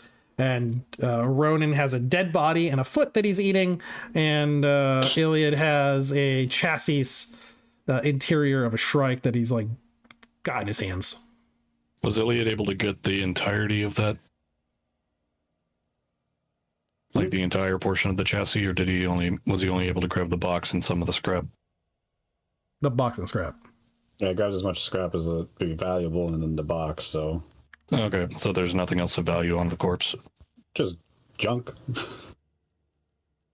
I was just asking because Ronan could walk out and grab that piece and drag it back as well. No, it's splintered ruins. So Iliad will approach Mira and put the box in front of her. Black box from the Shrike. Indeed. I suppose you want me to go into it. Might get info. I understand it's dangerous, though. Would you like to use me as a conduit? No, I'll go through the cow again. Very well. Would I want to put you at risk? So she'll daisy chain it up from the crab to the cow. Sacrificial Very cow. well, Oracle. Why do you gotta keep sacrificing these poor cows? You see it as a barrier program for you? It's a beast of burden. It's doing its job. Yes. That's what it's Ronan for. uses one of the wires to wrap around a knife, thinking that he is giving her a weapon. She'll take it. So could she also do the thing that you forced it up back at the copper dust? Say that again? So U4, he set up like a, I guess I understood it was like a virtual machine. Yeah. Yeah. Okay, so what you did? Thing, yeah. Okay, yeah. You're using a bypass. Yeah, you can do the same thing. You basically you're monitoring it and you're making it do the hack for you. It's just that if anything bad happens, it happens to the cow. And that's what Euphor did. He's essentially like he was using an isolated computer so that it wouldn't spread anywhere else. All right, let's crack her open. What do we got going on? Yeah. You are limited by the data transfer capability of the cow. That's the only thing. Stats on that. The solar cow has. Let me check if I have the stats. 15. Oh no, my tying napkin cable made it worse for no. The cow itself has no hacking ability. You're using your programs to do this. Its data transfer rate is a 15 and its firewall is a 7 if it gets back hacked. The cables have to be straight. How will the ones get through if they're tangled? Now the Shrike has a firewall of 10, but its data that it has on it is 31. 31 HP. Fuck it up. All right, let's go.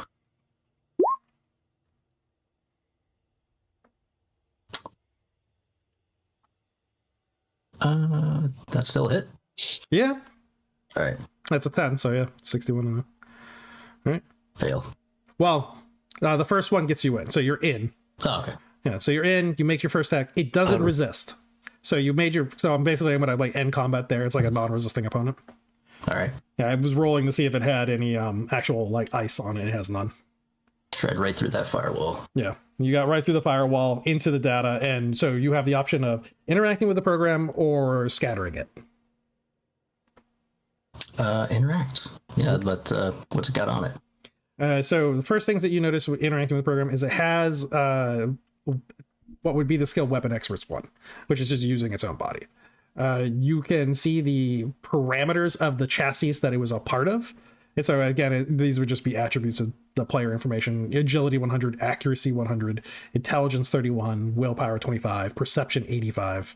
You know that it has its attack speed is 90 meters a second.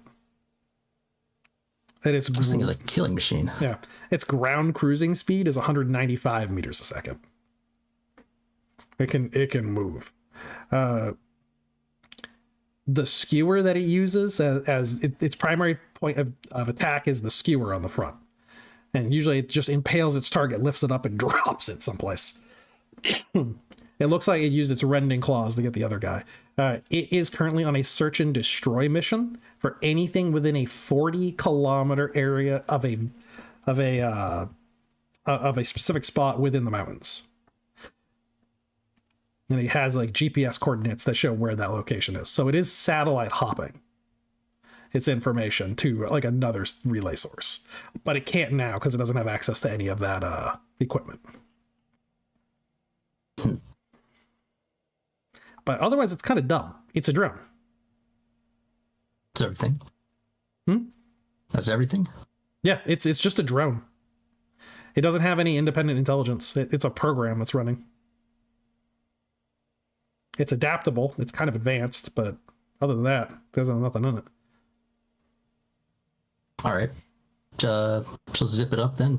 Transfer it back to hers. Leave a empty black box, I suppose, then. She'll come out. It's communicating with something a distance from here, within 40 kilometers. From where it comes. Where is that? So It was just a general 40 kilometers, eh? yeah, but you have a GPS location of point of origin. Oh, specific. Then I suppose that's coming from, what was it, H6? Yeah. Didn't Steele already alert us that we thought there was a Shrike nest somewhere here? But Yeah. this more or less now confirms it. Right. It was a theory before, but And now we know for sure it's definitely in H6, so that's something we can can I call back to Copper Dust and give that info? Not at high noon, no. Okay. Too much interference. Sure. Does that suggest that there is a queen also in H6? Yeah, that was the theory. It might be acting independently, but I have a hard time. But that's why I was trying to figure out the age on this thing. Oh, so operating life for this one is only 2 weeks. 2 weeks. So it's a child. So that leads to, yes, there's a queen there making new drones. The older ones probably stick closer to the nest. Now, do these things hunt at night or at any time? Anytime. Anytime? All right. This one doesn't have any programming for thermal vision, though. We might want to be out of here by night. Older ones may have thermal programming, and they might check out why one of their younger drones just suddenly stopped operating. The sooner the better. I do not miss these things. Ray just pops up. Yeah, let's get the fuck out of here. Come on, everybody, back up. 3 Still too hot. hours. Yeah. No, we ain't got 3 hours. Time for sunburns. So what's the survival possibility of high noon travel? Well, if you have thermal cloaks and you have desert survival masks, you can do it without any checks. If you're a robot, you're going to have to take an endurance check to make sure you don't overheat. If you're a person without a desert survival hood, desert survival helmet and thermal cloak, you're also going to have to take endurance checks, and their difficulty is going to be like a K. Oh my lord! Holy shit! We're gonna have to wait, and if anything does come by, just hope they don't take interest in this outcropping. What kind of check would it be for the robots and for my android? Again, for the robots, it's a difficulty K, just to not overheat. They're not going to take any permanent damage. It's just going to, it's got to do endurance damage. What kind of endurance does Iliad have? Iliad, he's that token. I was saying it might even eventually start giving you a chance of potentially cooking your battery off. Yeah. Yep. So right now his up to date endurance is 96. Because Cinder's 133. I also get to ask you if you have explosives on you too, if you do that. All the power sources on me, I think would count as explosives. 1 in 6 Anybody have chance any to go duct tape? off. Solar reflector. Yeah, what if we just tape all the thermal cloaks and make like a canopy? Yeah, even with 133, it's a K is a 62% chance. Well, that only leaves me with a 34, and that's our non-organics. Yeah. The organics. We don't have enough of the survival helmets to pass around. I think Ronan's the only one who could actually just walk out in the middle of the high noon and with no ill effect. Right.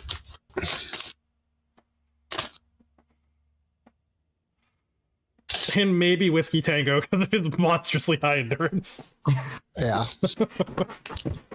What's his? I don't even remember. 148 or 49 or something. 49, yeah, it's super high. Is he liquid cooled? He must be. I bet the rest of you robots are like operating like an old BMW Volkswagen. You're just air cooled. Maybe you have a heat sink. Yeah, maybe. It's when you roll the windows down. I see you have 260 air conditioning. 2 windows down, 60 miles an hour. Yep. The best kind of AC. All right, so we'll go for the 3 hours. You consume water during this time and food so that you can take in those calories and sleep. Because this is a time where you're going to have to, catch a couple hours of sleep. If you can in this heat. What's going on, Faulty? Nothing. Yeah. Kiss is definitely Kiss is sleeping. past. Yeah, we're so used to this by now. Who's Passed carrying out Kit? drunk again. It's like, finally. Yep. Who's backpacking Kit around? Most likely Roos.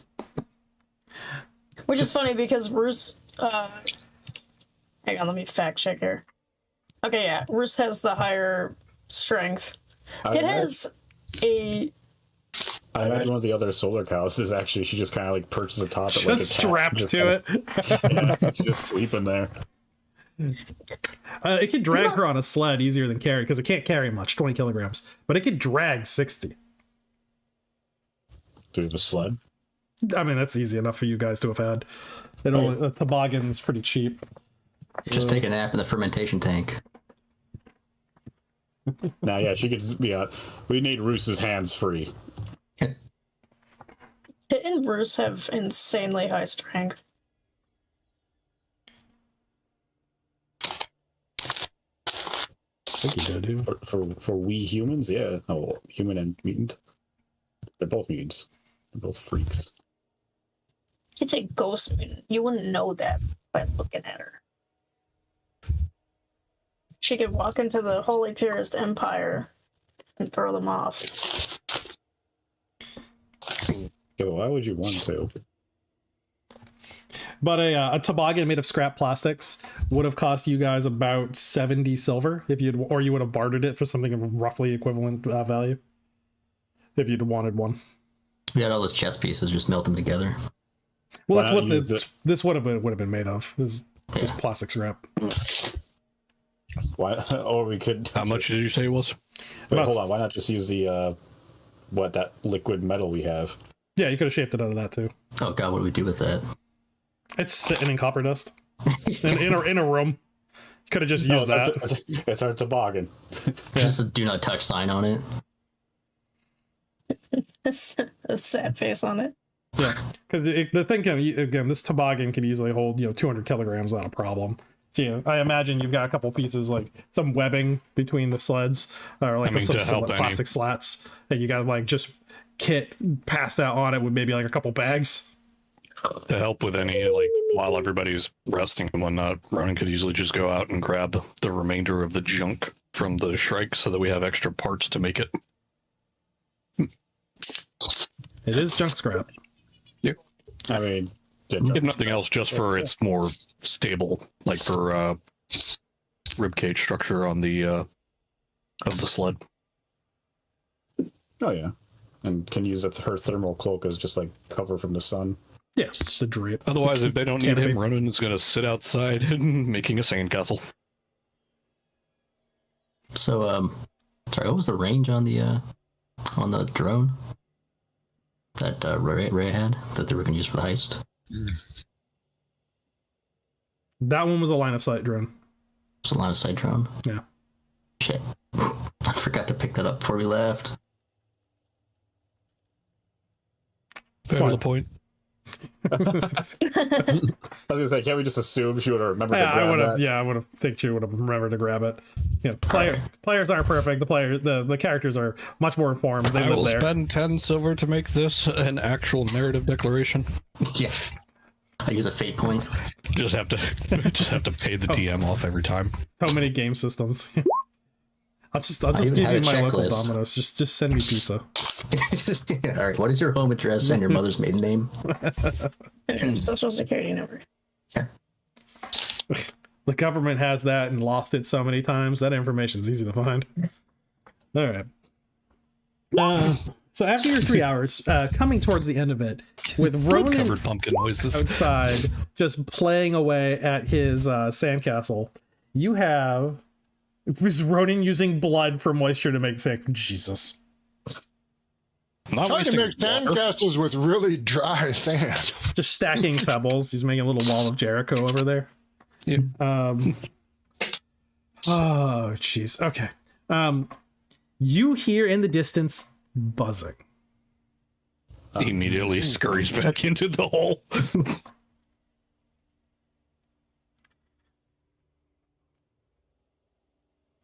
More? Yep, more. Rhea, you can detect two distinct noises. So can Cinder. Well, it's not really. And the dogs. No, and the They can dogs as well. talk. I keep forgetting Iliad also has a little rat at his hip. His little snuffles. Its thing is it alerts him to danger so long as it's still alive. It's cooking on his sheet metal. Not right now. He would have taken it off. He's not stupid. He's pan frying it. Oh man. What's Yeah, right it? there, yeah. So yeah, you guys can hear two distinct incoming buzzings. What's wrong, Snuffles? What do you hear? Squeaker McSqueakins. Ronan actually knows rat chitter. It's a language. It's an actual language in the book. And you know it? Why? Yeah. Why would you not learn the languages of some of your potential predators? So you can scream curses at them as they eat you and you're young. So yeah, you hear the buzzing. That this only ends in death. It's western bound, coming from the east. It's getting louder and louder and louder. Is it the same as before buzzing, or is this? Oh, just yeah. Oh, cripes! Heads up, people. Rhea, you also can feel that this one's heavier. It's displacing a lot more air. One of them is. Oh boy. Guns at the ready. I think Mama's pissed. Hey, I'm charging. Connor will peek his head out, not a lot, but enough to get his binoculars out to try to see into Oh man. the sky. So you can see about a kilometer away, moving fast and coming in quick. 2 Shrikes, one of them about 3 times the size of its partner. Oh no. The partner one is moving behind on the inside the other one's wake as it's making in front of it. That one is not a factory model. It's a completely different Shrike model. So those, what do you say, older ones? Yeah. We got one of those and another little baby. Oh, they got a baby. We Oh boy. can potentially wait them out, but we would have to wait. They're not going to wait forever for potentially waste of food. We just got to let them search the area, and hopefully they aren't too interested. Otherwise, Cinder, get your rifle ready. All the rifles ready. All right. So for the one that's up there that's larger,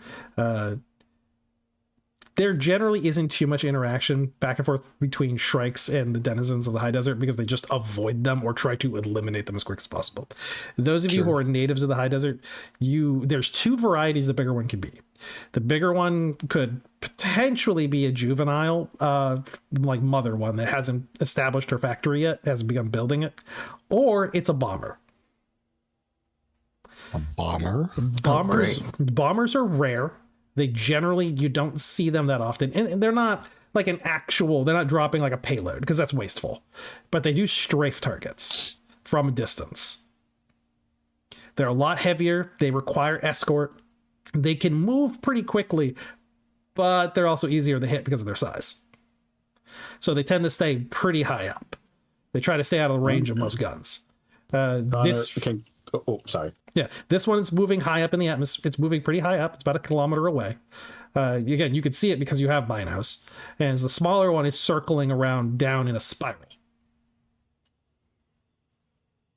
Can Connor see, like, the ranged capability of if it is said bomber? You can see there's a protrusion on the bottom of it. And so it probably does have a laser projector. And it's got to be a microwave cannon.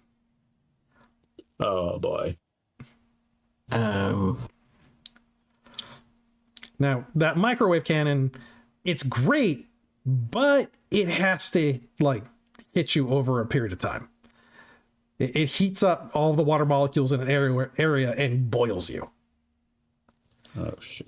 Would we, in this outcropping, are we covered enough that the microwaves would... Yeah, it would do nothing, yeah. Okay, so we inch of sand. Yeah. So we could theoretically wait this out. Yeah, it's fairly easy to actually defend from a microwave cannon. Like an inch of sand would defend you from it.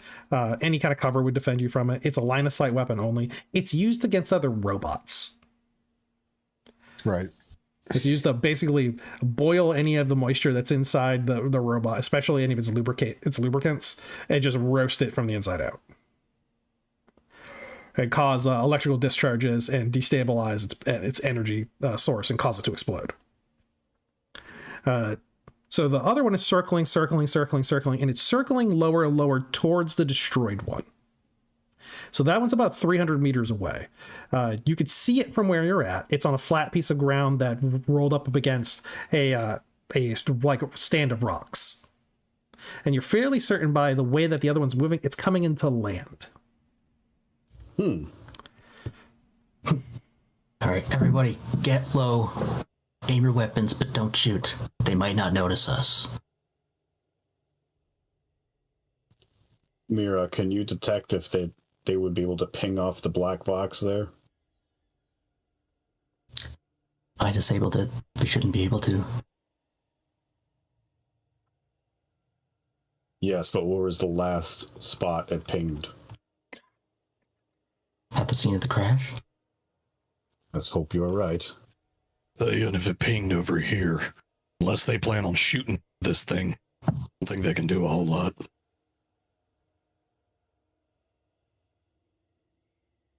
So The other Shrike, the smaller one, comes down for its final descent and lands. It is very awkward on the ground. It deploys its rending claws to use its feet, and it kind of like does a weird like waddle as it comes up to the site of the crash. It's pigeon toed. Yeah, it uses its proboscis to sift through the ruin towards the center of where the larger intact chassis should be, and it's lifting itself up and using the claw to sift through all the debris. It's looking for that box. Mm-hmm. Did we get everything we need off it? Everything I could find. Here, let's take the box and put it in her crab pincher and just start crushing it. My idea was to throw it back to see if we could ease them. That's fine too. That works. Ilya's like on his knee, his shoulder can just kind of lined up a shot. We'll just wait and see, I suppose. So after a few moments of it looking through this debris and finding nothing, it finally begins its little waddle walk towards a stand of rocks, and it begins to fire up its propulsion and using it as a splashboard, and then lifts off. And it's airborne again and quickly flying away as it's spiraling up to meet with the one that's higher up with the bomber. And if there's no contact, they just fly off.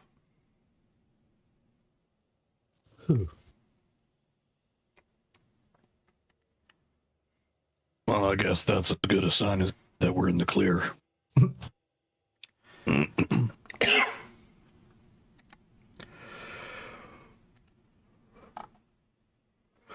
We should still hurry once we don't hear the buzzing anymore. So the buzzing does dissipate and moves further and further away from you until it's no longer audible.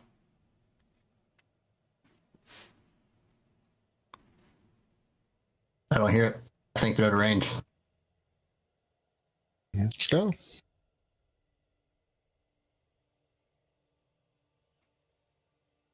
Okay, so Get the fuck out of here. Yeah. So yeah, don't, Connor again wishing to take point, but yeah, he'll wave him along quickly. All right, if we're using the sled as well, Ronan's gonna tuck his emergency food now on it, aka the dead bounty hunter. okay, so you're in G5 right now. Do you want to go to G7 or F6? If you go to F6, you're cutting across the desert, but it'll bring you immediately into the Silt Seas. So that'll be 10 kilometers, and you're there. With Shrikes in the area, I say we should just cut the desert. We need to get. I mean, it looks like we're gonna have just about as much open space regardless. So yeah, I agree. All right. We leave their scanning area if we just go to F6 right away. Yeah, you'll be out of it. Ow.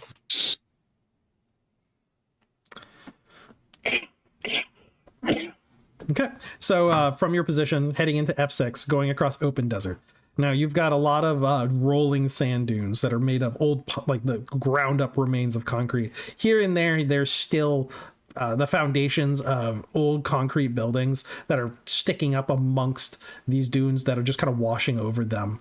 And if you sit there long enough, they do move like waves as they rise and fall. And in the valleys of some of these large dunes of crushed debris, you could see the foundations of a civilization that's temporarily uncovered and exposed to the open air before it's covered over again. And so there's a lot of ruins around High Rise that this sea of dust and ash covers over. And the closer you get to F6, the more prevalent these become, but also the looser and like wispier the pumice becomes as well, as it's just getting everywhere in the air, into your ears and your eyes, into your gears and servos, and really causing a problem for anybody who's not covered. So are any of you not wearing a thermal cloak or having some kind of way to cover your mouth, ears, and eyes? We had enough cloaks to distribute to everyone. I think we all should be good. Yep. Yeah. If need be, Ronan does have a respirator for somebody. if they don't have Could we anything have to cover their mouth. adapted the thermal cloaks for the dogs? At Easily, yeah. least the riding dog, yeah. Yeah, just as it would have been like a poncho. Yeah. We'll have done that for the dogs, too. Oh, they got a little sweater. Yep. That's right. Yeah, you put a belt around their back quarter and they're fine. Yeah. It's literally the same kind of poncho that my sister puts on her small dog. I put those on my cat too. Yep. He runs around outside in the winter with his little poncho on. Little wiener dog. All right. So who is going to be looking, being the lookout that's going to be silhouetting those dunes so they can see around you to see if there's anything incoming? Who's got the best perception? Yeah, because that's one of the problems of moving through the dunes is that you're moving from valley to valley. You're trying not to crest anything. Because if you crest it, you become a silhouette that everyone sees. Mm-hmm. Bryn will be fixing his Discord. He has technical problems. Okay. I think I'm back. Oh, yeah, you're back. You're good. Okay, cool. That's fun. I love when Discord does that. Yeah, oh, me too, man. It's amazing. So what did you say then? Who has the highest perception? Ray has 65. That's Guess who's looking around? Yeah. Yeah. Sure, it should be Connor. He knows this place. That's my only thing I'd say is like Connor knows the place and he has tracking, but that's all he has really.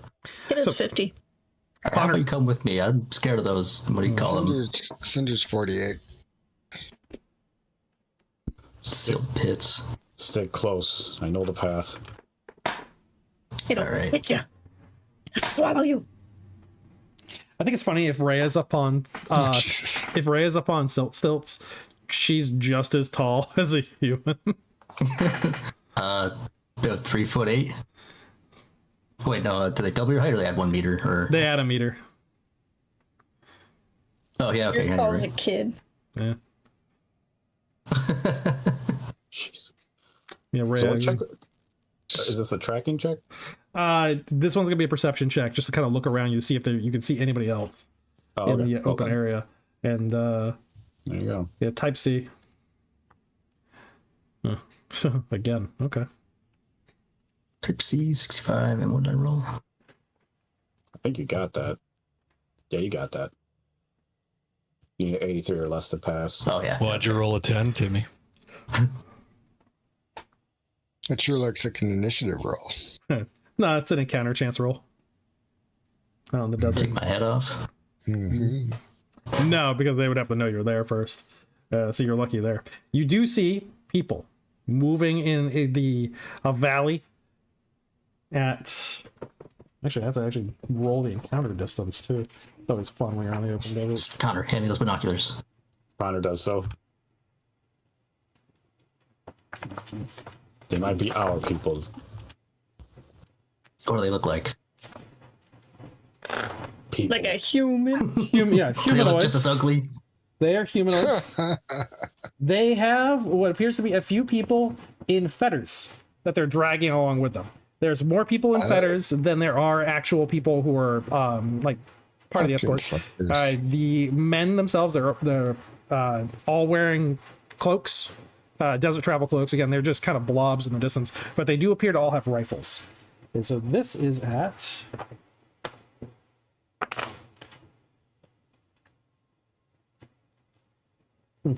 250 meters away. You know, with the binocs, you should be able to see a lot of detail. With Yeah, you should see a lot then. Okay, so at 250 meters, they're carrying zap guns. There's a few ones that have man catchers with them. There are people that they're dragging behind them are humans that are wearing also just ragged cloaks. They're barefoot and they have fetters around their hands. They've each of them just a human hair rope. I don't think if Connor would see that, I'm pretty sure Connor would identify that's. I don't think that's high-rise folk. Yeah, if they're not yours, then Sure. you want to take a look? Well, Connor will take a look to see if he recognizes any of the individuals, both with weapons and in the chain behind. I think we just let them pass, but don't tell Iliad. So Or Cinder. They're definitely transporting prisoners. You don't know if it's slaves or just prisoners. They're not in awful shape. There's some wet spots here and there on the cloaks they're wearing. Like maybe one of them's been wounded, but there's no one's bleeding freely, and they are walking. Which way are they coming from, and which way are they heading to? They're coming from the west. Let me actually remove the shrike. So from like G3, and they're heading towards the road. Okay. Again, you don't know what this could possibly be. It could have been. This could be bounty hunters. They got zap guns. They're wearing thermal cloaks. They could be slavers. It could be anything. Well, yeah, I'll leave it up to you. I say we keep moving. Those strikes out there, so better them than us. Right? Shrikes will be busy. Yeah. They will learn soon enough. But Connor doesn't recognize either party. No, none of them. Nobody you recognize. Just people being savages of people out here in the wastelands. Yeah, Connor. Yeah, at that point, Connor's already kind of over it. Like, they're not my people. Yep. So you leave them on their travel as they transition from like low point to low point, moving, and you guys just pass each other without incident. You finally, towards the end of the second day of translation, you come to the edges of the Silt Sea, where you're now going to need a guide to walk forward. There are so many areas where you could just find yourself lost amongst the silt. At the edges, the direction you're coming in from G5 isn't the typical route, and you come in on the ruins. So there is the outskirt ruins of a bunch of buildings. These are mostly just roofless shells with like vacant windows with nobody lives inside of them. The wind howls through them and they whistle constantly as the wind passes across all these openings.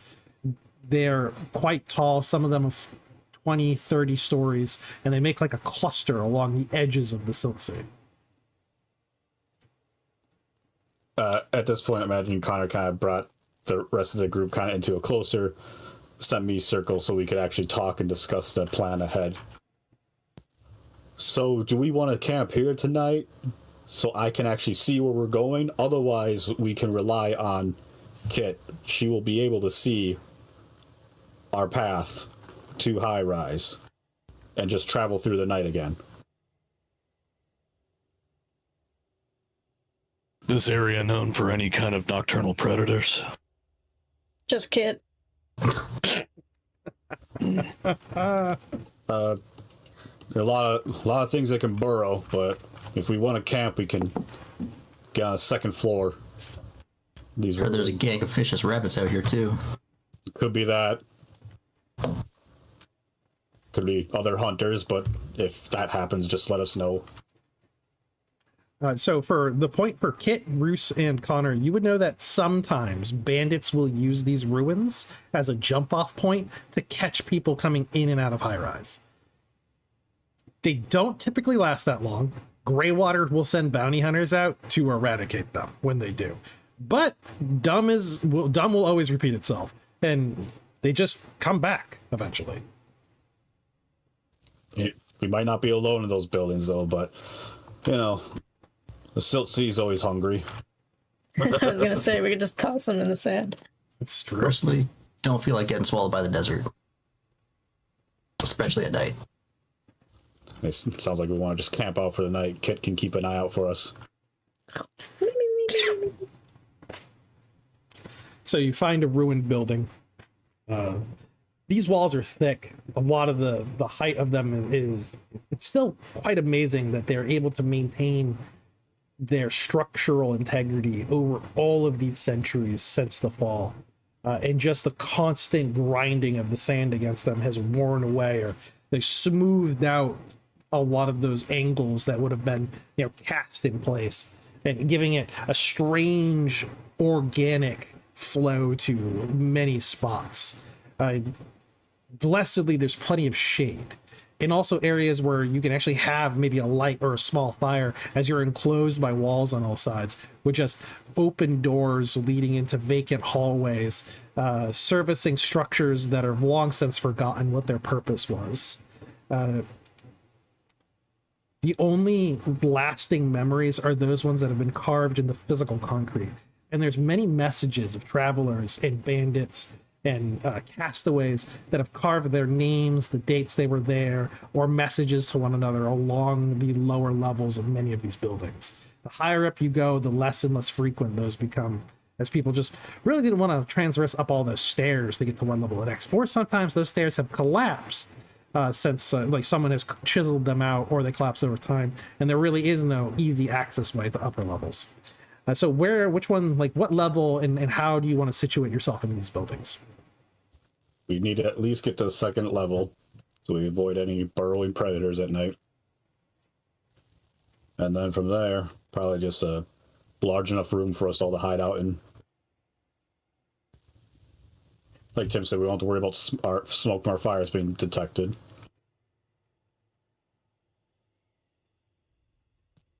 How many levels are the building we got? Yeah, most of these things are skyscrapers. They go for 30, 40 floors. We don't need to go that high, but we can go high.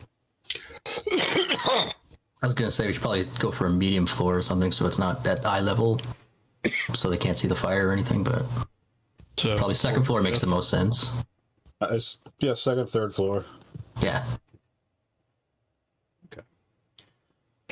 So you find a room that doesn't have any windows in the center of the structure, but you could still easily navigate to the outside edges where it could, watch from the windows and have herself a security route on the perimeter of the building so she can see outside of it and make sure that nothing's coming in. Connor walks in, he taps his, he thumps his chest a couple times to get the dust out, and he walks forward, and there's just a whole silhouette of him left behind in dust. I think I know what you're referencing. Certainly. I've been that person where you just kind of tap yourself, you leave a this after image of yourself in place. Yeah, there's a bunch of dust. Yeah, so the pumicy sand of Kuwait. It gets everywhere. Moon dust, baby. Yeah. It would probably be more horrifying to the fact that she's covering her mouth. So, she has, a balaclava looking thing over her face. And then, if you are one of the unlucky bastards that shine a flashlight near her face, you'll just see the afterglow. She glows? Wait a minute, does she glow? Not herself, but Okay. her eyes do. Oh, that's right. Yeah, her eyes do. Yeah. Yeah, I also think she's probably a moon-skinned freak, so any little bit of light there just reflects off of her like it's a beacon. She looks like a skinwalker. Yeah, just out there glowing white in the moonlight. Fuck! They spotted me. It's like a ginger at the beach. It's God, I'm blinded. Beacons are lit. Gondor calls for aid. Love that comic. So we're coming into nighttime. The temperature is rapidly plummeting, and you have food, you have provisions in front of you. You're in a room that looks like it was a meeting room of some kind. There is a heavy, plastic, solid piece of material that was a table at some point. It's too big to move out of any of the doors, and no one decided to knock down a wall to get it out either. People have carved chunks out of it, but this shit's hard. It doesn't, you can see a lot of people have tried with saws, reciprocating saws. You see a couple burn marks from lasers. It doesn't seem to take heat that well. It transfers it out really quickly, but you can still get a blade into it pretty fast. There's a couple bullet holes into it too, so it wouldn't serve as armor. People have definitely tried to get this out. And they've also carved messages in it. A lot of obscene messages.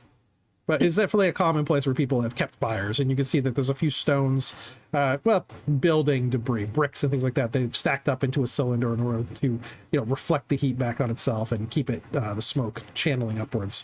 And someone's borrowed a little hole at the top of the ceiling to allow that smoke to pass out to another floor.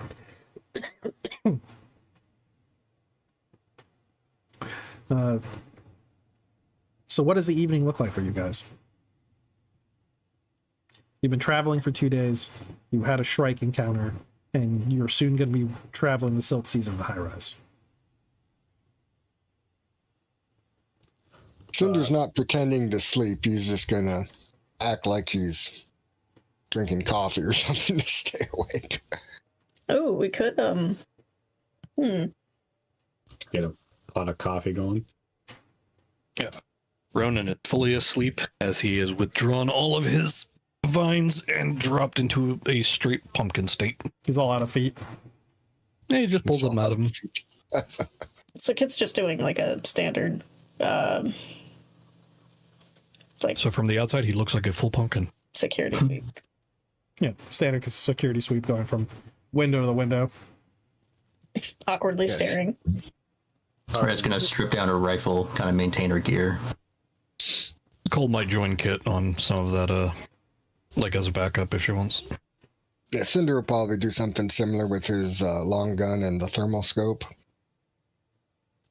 Iliad noticing the Rhea's sigil she was carving, as he's carving his obnoxious amount of words.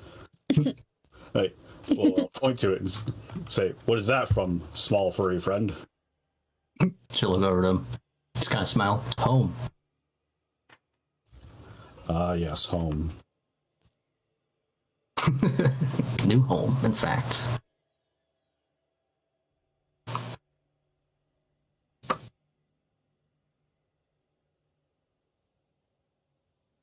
So, you want a history lesson?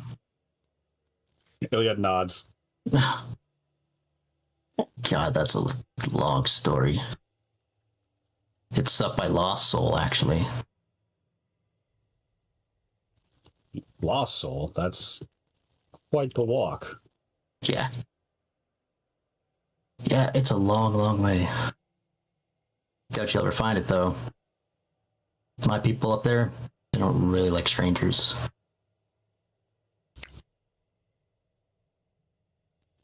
You see Kit's head turning every so often, almost uncanny, resembling an owl. Just a full 180. Yeah, she does the little tilt thing.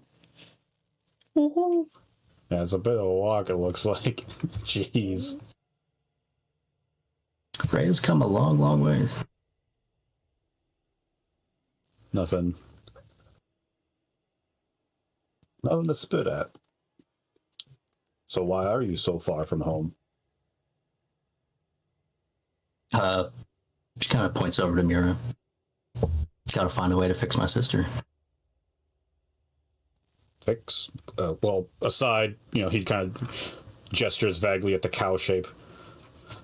It's in the crab, she's not the cow. She brought the cow, though. Gestures to the crab shape. Oh, aside this, what is wrong with your sister?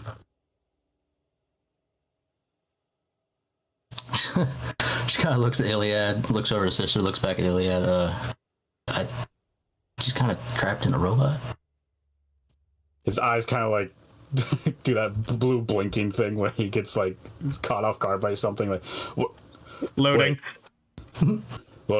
Loading response. Surprise.exe file not found. Your blood siblings? I thought this was like a weird organic bond you made with it. 404. No, yeah. Can you even be related to a robot like that? Do you think my dad or my mom was a robot? No, I thought like it was like, like how I called my brothers, but they weren't really my brothers. I'm a robot. I don't have brothers, but but my hydraulic knight's brothers were my brothers. I see. Robo Bros. Robot. Bro Bros. The B stands for Brobot. Yes.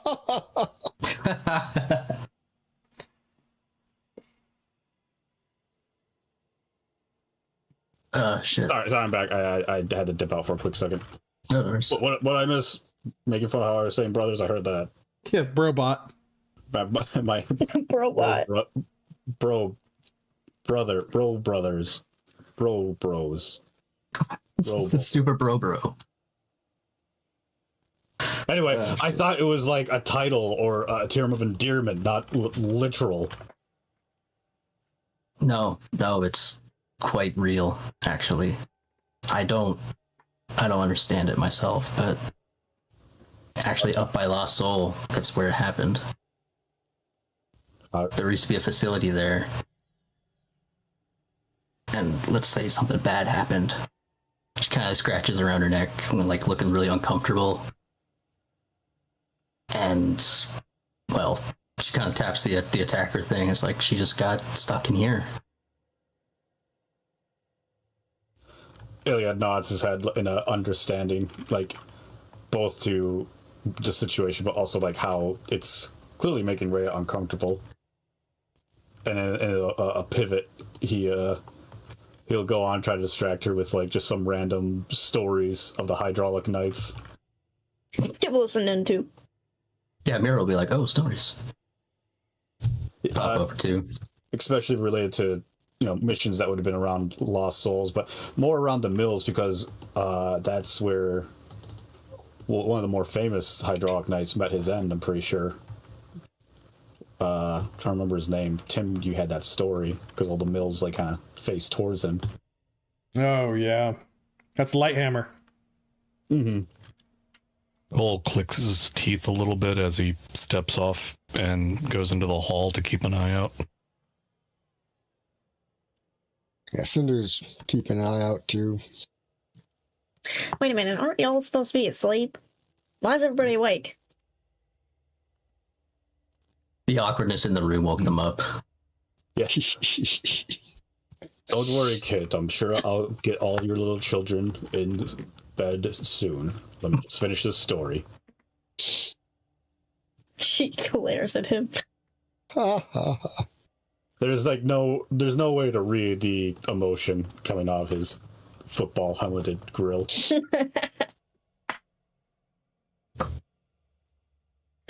With that, as you're having your little back and forth humor at each other, you hear a very familiar sound for those of you from High Rise. It is a grinding motion of something moving through the sand that's very heavy. The building slightly tremors. And then there's the sound of large quantities of sand being shifted. That is the sound of an antlion. Connor sits up, like kind of like at it with a start. Now, Yeah, you felt that too. for them, for their own knowledge, an antlion weighs in at around 230 kilograms and is a ambush predator. They live in the silt seas and they burrow them or out in the sands in the surrounding areas. They create a burrow just below the surface of the sand in a small funnel, and it's going to look like just any space between two valleys of sand. What they have done, though, is they've done something to the sand to make it fall faster. So when you step into it, it's looser and you spill over, and then the antlion gets you. It jumps up out of its little area with its large mandibles, grabs you and drags you under the sands, and then you're never seen again. Oh, that's cool. It's like a trapdoor spider. Yeah, they are they're the alpha predator around here. They're impossible to dislodge when they're under the sands because you can't hit them with anything other than throwing explosives down into their holes and them swallowing them. That is one of the only sure ways to take out an antlion, because they're not going to chase you. They just don't do that. They'll just burrow back into the sands. The only times you hear them moving like that is when they're going into a new area, and it sounds like one of them just went to the first floor of the building. Oh, fuck. Connor just audibly curses. Oh boy. What do we do? Kill it. You can't just... Yeah, you can. No. Yeah, you can. Be No. my guest. Cinder goes. An antlion, you said? Antlion. Mm-hmm. And you ain't lying? Cole picks up his pickaxe, Valentine, and starts walking towards Connor the I have stairs. Sabrina I have by the admin ears and powers of holds her- Discord. Yeah. holds her out the window. You all stop. Fucking put dudes on timeout. Bruce at this point is up and he's like, what is going on? Get up, you big idiot. There's an ant lion downstairs. I got your 6, Cinder, if you need. They're gonna go fight that thing? Good luck. Iliad's also following. I've never fought an ant lion before. It's not all for glory. I just want to remind you all that. Yes, it is. No, it's not. No, You don't know it's me. not. If it gets angry, it will collapse the building. Iliad all excited. Yes, it is! I was joking. You're not actually my mother. I'm gonna hit it with my sword. I mean, you can. Right? Kid starts to like cower in the corner and rock. So, yeah, Cinder doesn't want to go to the first floor, but he wants to like The stairwell. try to get an angle. Yeah, to get an angle looking into the first floor, if at all possible. Oh, easily, yeah. So you get to the stairwell. You know, part of the wall is collapsed down there just because of the constant sand going against it, and so you can see down into the opening on the bottom, and it's just an old foyer, and it's just been filled up halfway with sand, and you already see that telltale funnel shape in the middle of it. The stairwell doesn't go directly into the funnel, but it goes off to the side of it. You could skirt the edges and like get along the wall and out a window. I mean, you can also drop down from the second floor to a window, and I mean, you have options to get out. But it definitely like detected something and came in here and just set up shop. I mean, you know, this is, I mean, just by looking around, it's a popular place that people have stayed here. So there's also a possibility, like, again, just logically, that this ant lion has also figured that out. It's like there's food in there sometimes. So, what do I think would happen, Tim? Just, you know, because I'm not sure if Cinder would know. If I threw like an archaic frag grenade in there, because I have 2 of those. I have Ask the people who know. All right. I'll go back upstairs and ask the people. Yeah, I was None of gonna- them came downstairs. No, I was gonna say Connor did come downstairs because he. Oh, he realized did? that- yeah, he Okay. knows it's a big issue. Yeah. So, So Connor would know. Why is Kit saying we can't kill this thing? I don't understand. Well, because the thing is, we can't exactly shoot at it through the sand. Mm-hmm. It's not gonna come out unless it knows it's got prey in its little funnel there to gobble up. Mm-hmm. So, short of any bombs or anything, we ain't gonna really trick it. Well, because I got these, you know, they're like the really old style, you know, Pineapple. orbs with a little fuse on it type of grenade. Got a couple of these. I do have that one flashbang. Although I don't know whether that would do any good. Swallows a flashbang. It's not having a good day. Yeah. Well, actually, would Connor know if the grenade would even weigh enough to? Yeah, any movement that goes into there, it's gonna go for. Well, They're dumb. They're bugs. well, here's an idea. That could actually work if we maybe use both a frag and that flashbang. Mm-hmm. You use the frag to get it out and try to eat that grenade, and then while its face is out, maybe throw that flashbang in it. Could potentially discombobulate it enough that we could just lay into it while it's distracted. Oh, you guys are bastards. What? I thought the same thing, Tim. What the hell? And then I can stab it. Iliad holds up his pincher. Yep. Looks like you could tie Ronan's rock bag to a rope and just kind of keep slapping it down the hole. Like you're Go fishing! Yeah. you're going catfishing. Yeah. How big That is would this have been thing a good again? idea too. But if anything works, So you guys would know they It's get not up that to big. they get up to 4 You said- meters long and they weigh in about 230 kilograms. They're basically like 500 pounds roughly. yeah, they're like a fat body with just mandibles and a mouth. They can't move that fast or really at all. Like they will not chase you down. They don't have really good vision. They have great sense of sound and motion. The other suggestion is you have all that junk scrap. I found it's mine. Oh, That's fair. oh. So right off the cuff, I just came up for a cool story as to why Kit will go down and deal with them. So I will hold off until anyone inquires about it. Yeah, I love how she was like, absolutely not. Formed a good narrative already. Like, I want to know. So that's exactly why Ruse probably isn't downstairs either. He's taking care of her. I mean, to be absolutely honest, if push comes to shove, Cinder will fucking jump in there himself with the electrical man catcher and try to pin it. He doesn't need to breathe. Yeah. Look, Iliad's like a hair trigger away from doing that himself. I don't know how many people we need to sacrificing themselves into the pit. We got. Well, that's true. Cinder probably would let Iliad do it before him. he's just not going to let this thing live. He's not going to let a threat be at our, You see, that Iliad's close to us. Iliad's trying to be patient, let you guys work out that plan, but you seem like just shaking, just like honor. You're clanging. Glory! Just, it sounds like banging pots. Gmod. If Cinder notices this, he'll just lean over and say, or you could jump in if you really feel you need to. As glorious as that sounds, I wish to actually see my prey before attacking. All right. So I will allow you to attempt your... I don't breathe, Mira. Screw it. Cole's tying a rope to his waist already. Well, maybe you should. Cool. No, we have... We had a plan. We had two plans. Yeah, Connor stands in front of the guys who want to dive in. We have grenades. Let him use the grenade first. Pulling out both pickaxes.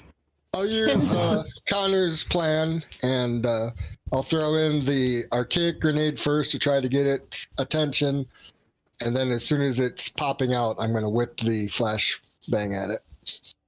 Everyone cover your eyes. You know, it's scary. Okay, so it instantaneously goes for that grenade. Now, the estimate of size that they gave you was grossly off. This thing is monstrously bigger as it comes up out of the sand. Now, it only created a funnel about the size that it should be at. And it has weird bulbous growths on its body, so this is probably this is a mutant. Mutant, yep. Multiple mutations, probably. And so it grabs that grenade and sucks it down, and it immediately cooks off.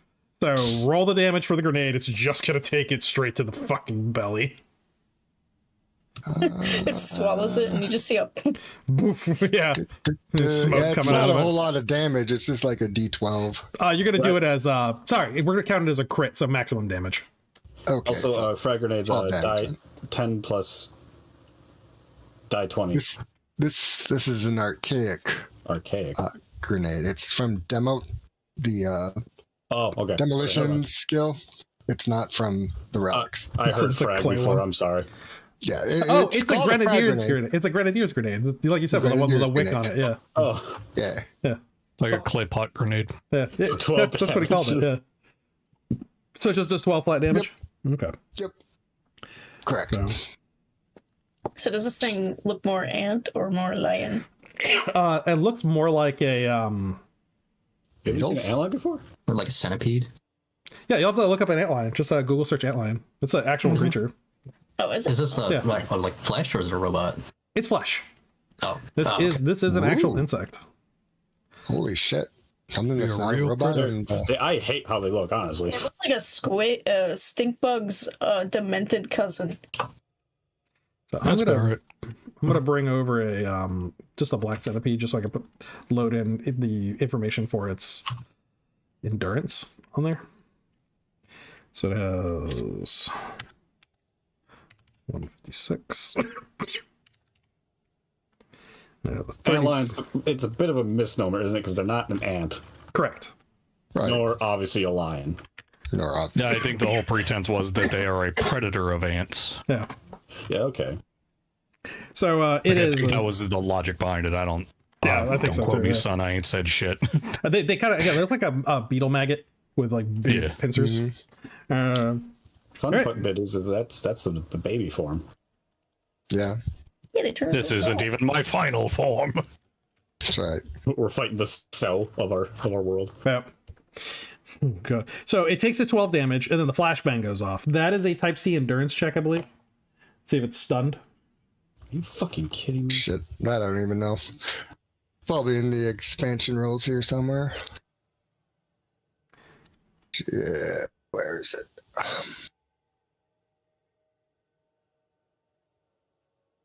God damn it.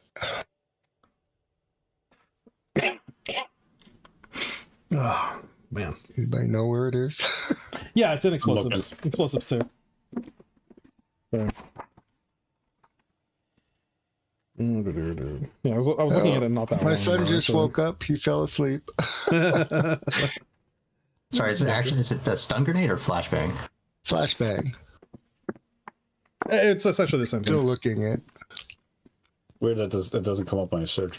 Yeah, so 421. Freezing stun grenade? It's a stun grenade, yeah.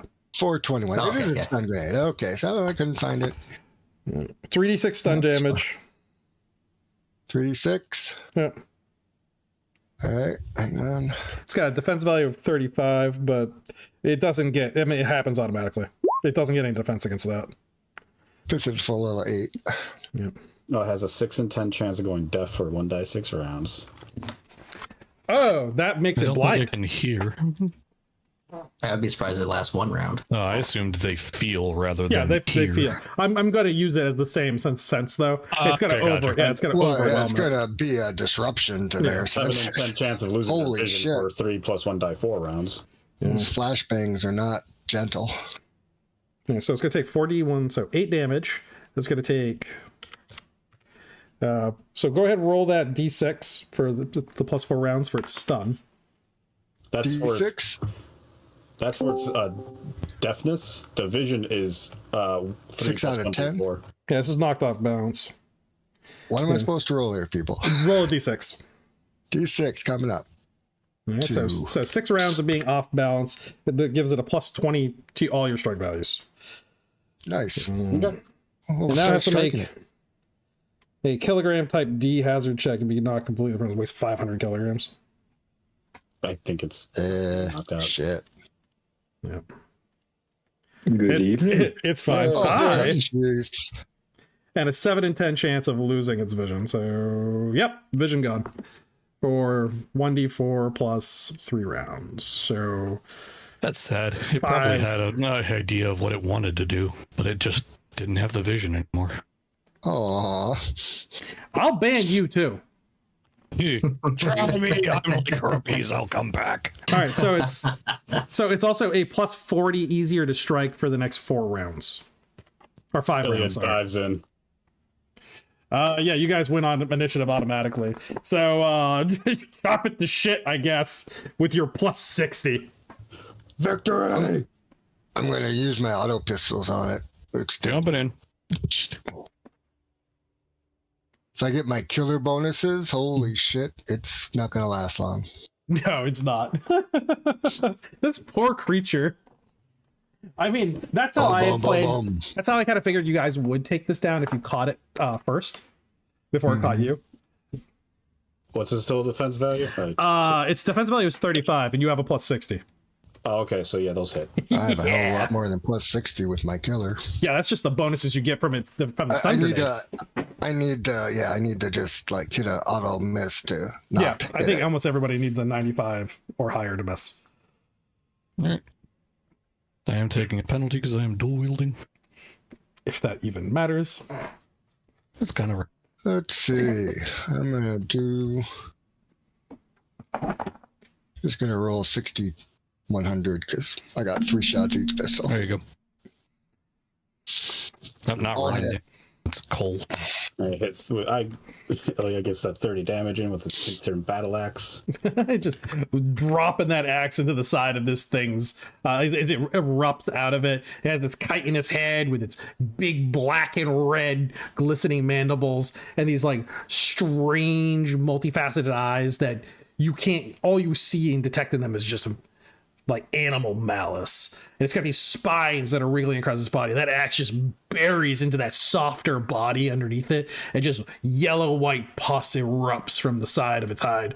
It's spraying you in the side of the sand as like just the dust just falls down on you, filling the area as it squeals in pain, wriggling its little spines all over the place. Connor manages to hit with his zap gun for another 17. You got I mean, I've already killed it. burning Given its all the size, time. I'm basically on its face doing this. Yeah, Ilya, All right, bury here the comes fucking- my damage. 289. The rest of it. So Ronan put in It wasn't Ronan, it was that was Cole. Cole going, what is going in there with a Cole. pickaxe? He went in there with 2 pickaxes. I told you I dual wielded. Yeah, You hit both, so- that's 6 bullets from Cinder there, 289. And that's the auto pistol? That's 2 auto pistols. So he just pulls out 2 auto pistols and just right into that kite in his head, pulping the jumble of nerves that make up its kind of like limited intelligence. Just Welcome to spraying rank them. 4 killer skill. So as this creature Blind is things die easy. as this thing is stabbed, chopped at, pickaxes driven into its body, and then its head pulped.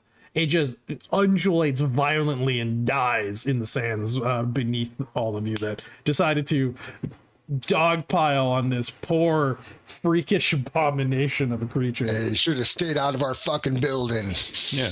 The only good critter is ones that don't come out of their stinking holes. Oh, damn, there's some good eating, Connor says as he slides down the pit. Oh my god. I mean, it's like a giant lobster I suppose. or a shrimp. All bugs are, man. Yeah. Lobsters and freaking crabs just freaking nasty sea versions of freaking cockroaches. We get some extra rations out of this guy. Come on, let's start carving it. Okay, leave you to it, man. Leave you to it. This is a monstrously huge specimen. So half of its body weight is usable meat. That's 250 kilograms of meat. That's a lot of meat. That is some good eating. Oh shit, yeah, we can cook this You up. could- Hey, can't Rum cook? Yeah?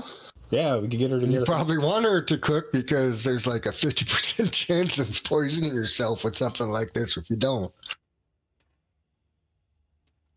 100% if you eat her cooking. That's fired. Bye. You don't get no food. No noms for you. Here's a carrot. How much does this thing? Fun. How much meat are we Damn. getting? Okay, so it weighs, its actual weight is 460 kilograms. Okay. So you're getting, I said 250. It's actually 230 kilograms of meat is what you'd be getting off of it. Can we Oh, even geez. will we be able to preserve even that much in time? Like how much we It would realistically take hours and hours. It really just depends on how much fire you have and how many things you can set up to cook it. I mean, all But you we've can put really them out got in the to sun and do dry it. is, yeah, I was gonna say, all we've really got to do is X amount of it, and we can just let the people of high rise and know we got some. Like we're not that Cache. far out of there. Yeah, Okay. cache some of it. I mean, you literally get a bunch of strips and you hang them in the building. They'll dry because Right. of the just how hot it gets here. They'll Yep, cook in the fucking open sun. oven. But we Yeah. don't want the dust from the silk getting into it, so we gotta set up some type of Yeah, some kind of barrier. barrier. Yeah. Take them all the way to Yeah. the top.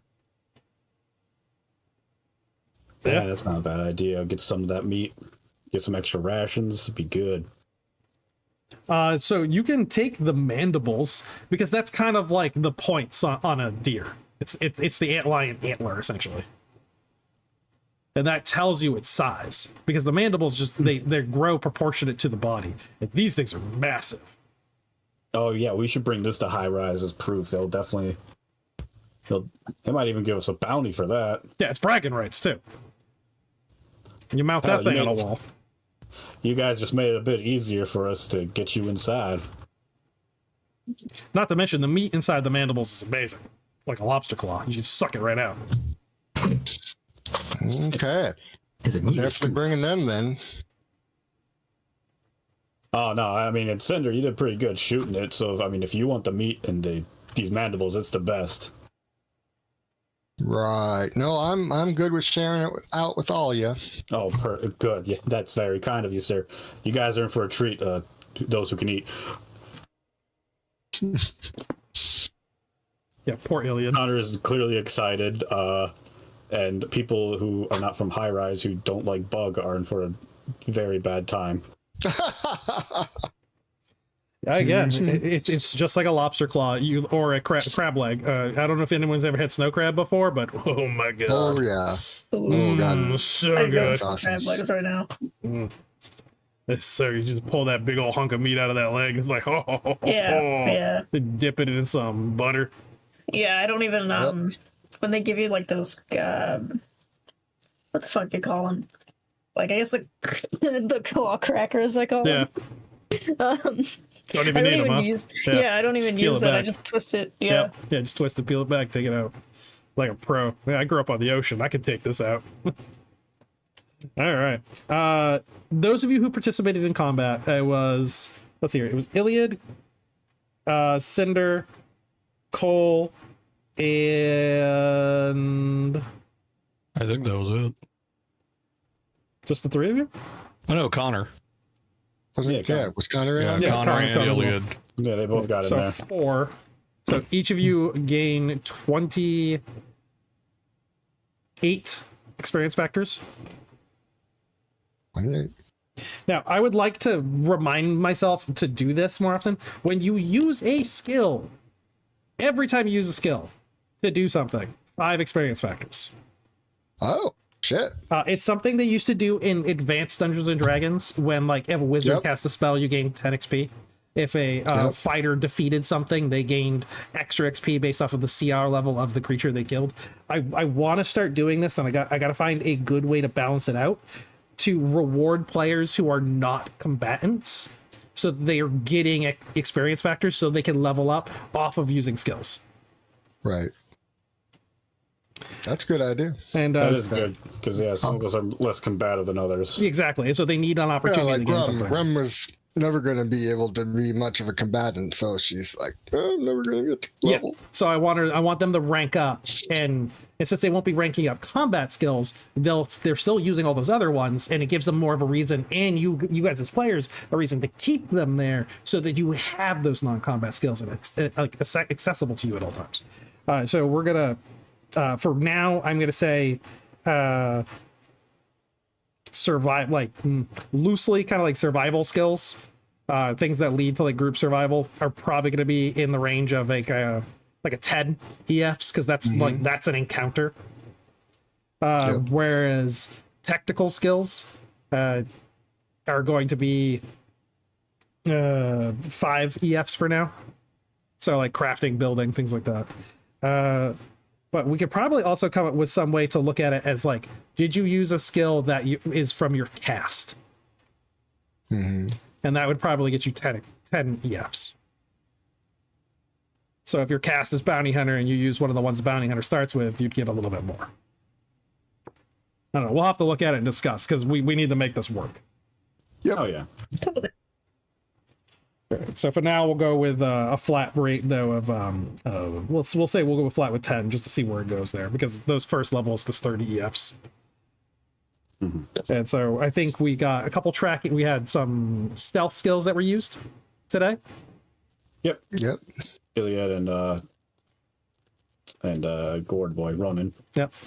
But for checks, we'll go with 5 EFs. So we had some perception checks.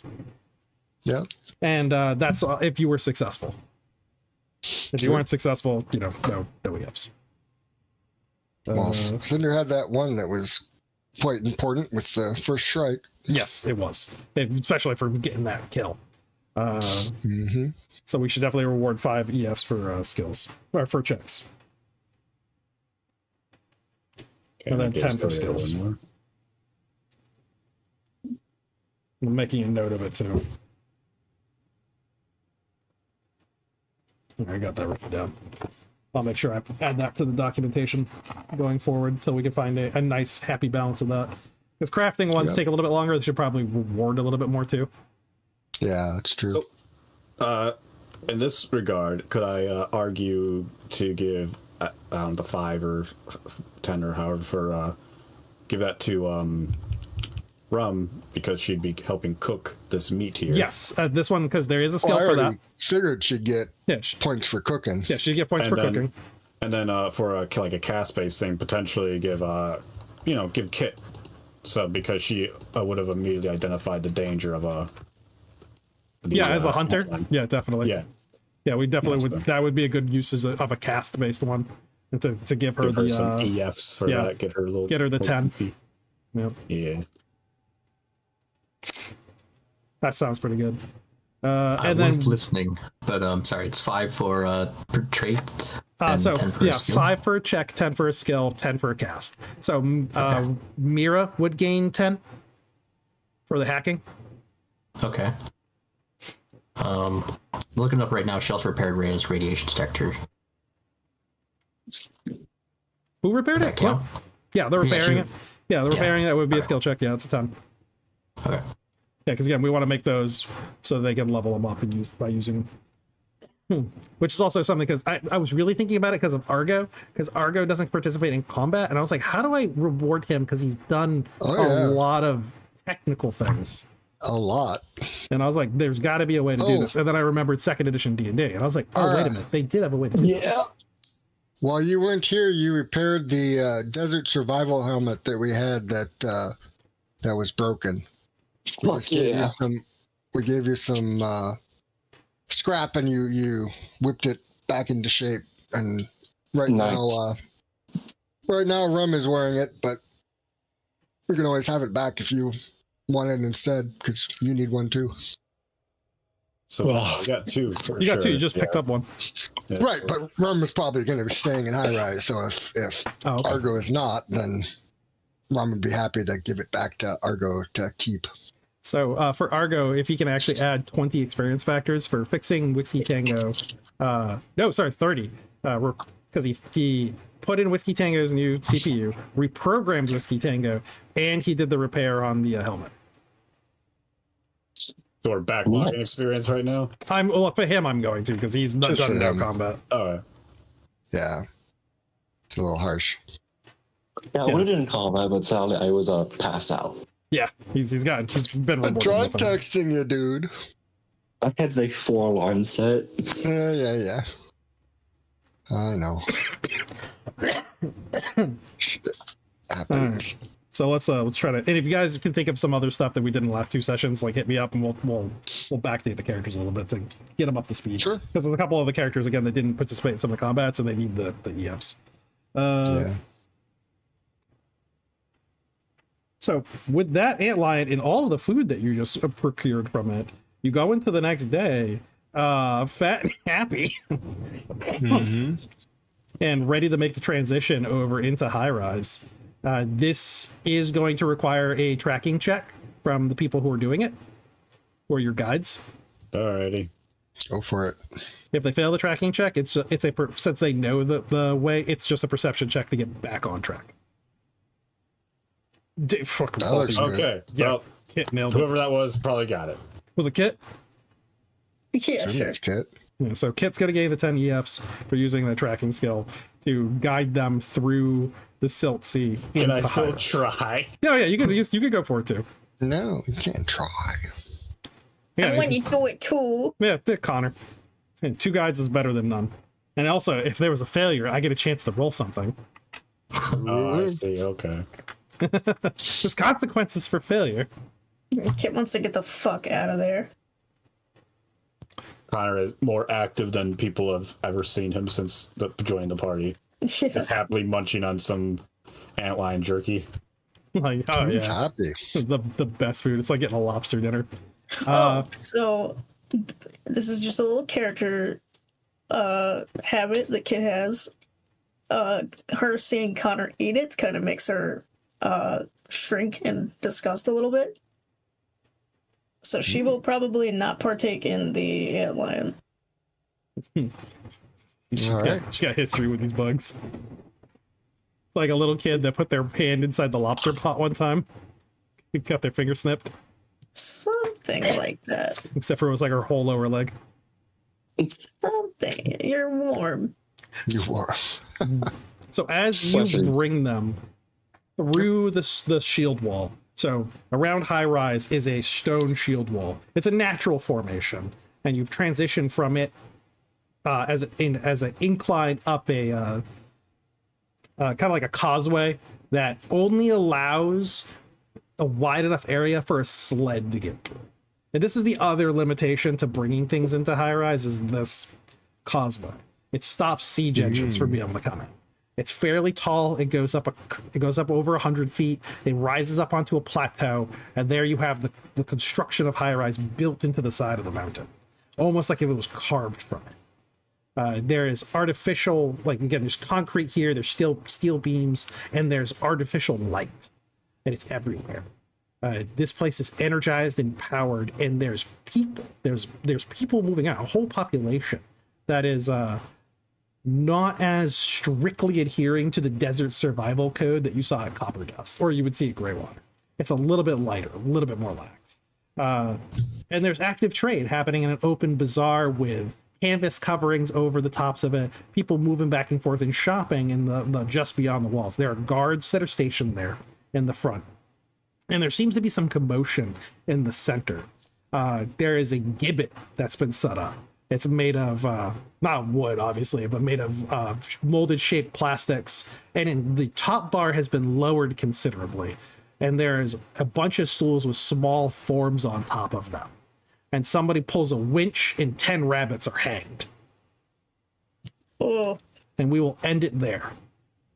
Oh. Oh, okay. Oh, we're gonna get all excited. It's just a harsh way, is all I'm saying. This is our city. What are you talking about? Oh, town, I guess. Small city. Yeah, small city. We're used to this. Yeah, well, yeah, but still, me as a player can be appalled by the brutality of this new era. Kit put the rope on some of their throats sometimes. You can't happily. It probably helped them. Yeah. They probably deserved it. Maybe it's like the genocide. It becomes less and less a genocide the closer to the victims you get. You're like, all right, maybe they had it coming to them. I just can't help but imagine Kit like starts over explaining why they probably had to be hanged to Rhea now. Like in an awkward, like digging herself back in the hole.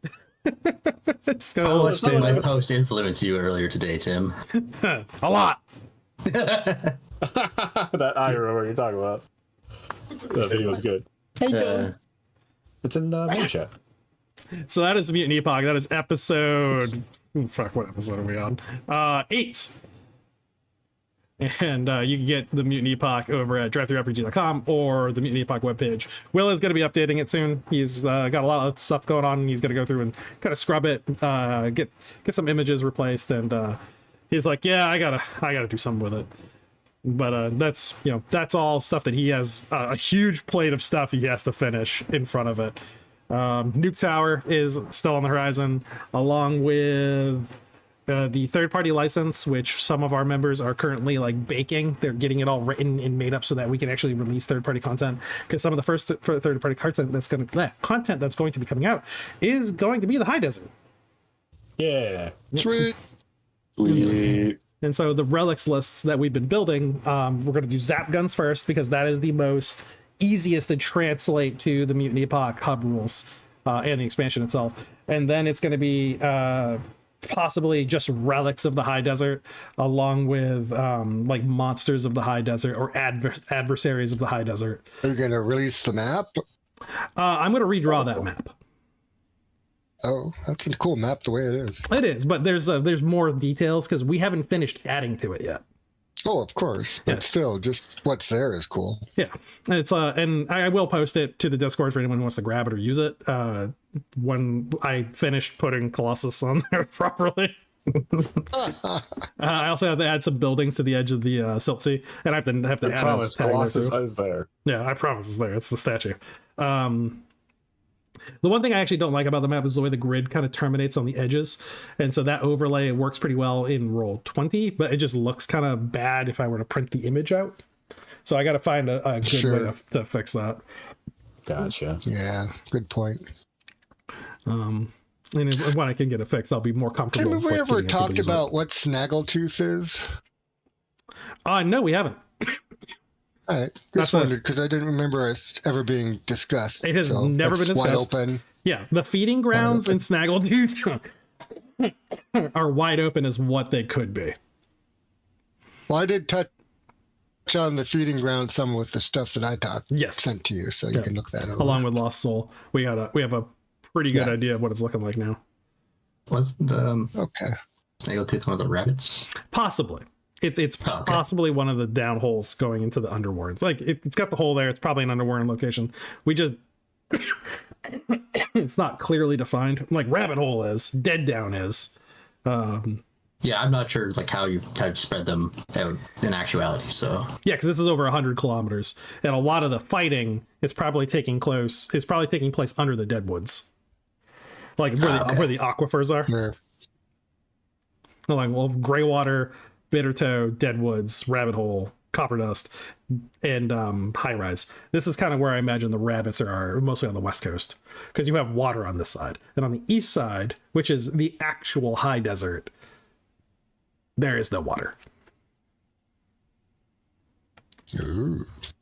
There Nasty. is this petroleum sea over by F-22, but that's not water. And there's also the petroleum sea, the petroleum pond in C-15, which is over by the mills. It's literally just a big lake of petrochemicals. Was I still I muted? can't remember. There was something Maybe, that yes. Colossus did. I was going to wasn't say there? anything's water if you're brave enough. Yeah. Yeah, that's true. Yeah, oil's just dinosaur water if you think about Yeah, it. exactly. we could call it mineral water. Yeah. You're all dumb. I'm dumb. We're Organic. dumb together. That's Mutant Epoch. Love you all. See you all next week. This is us signing off. Yeah. Goodbye.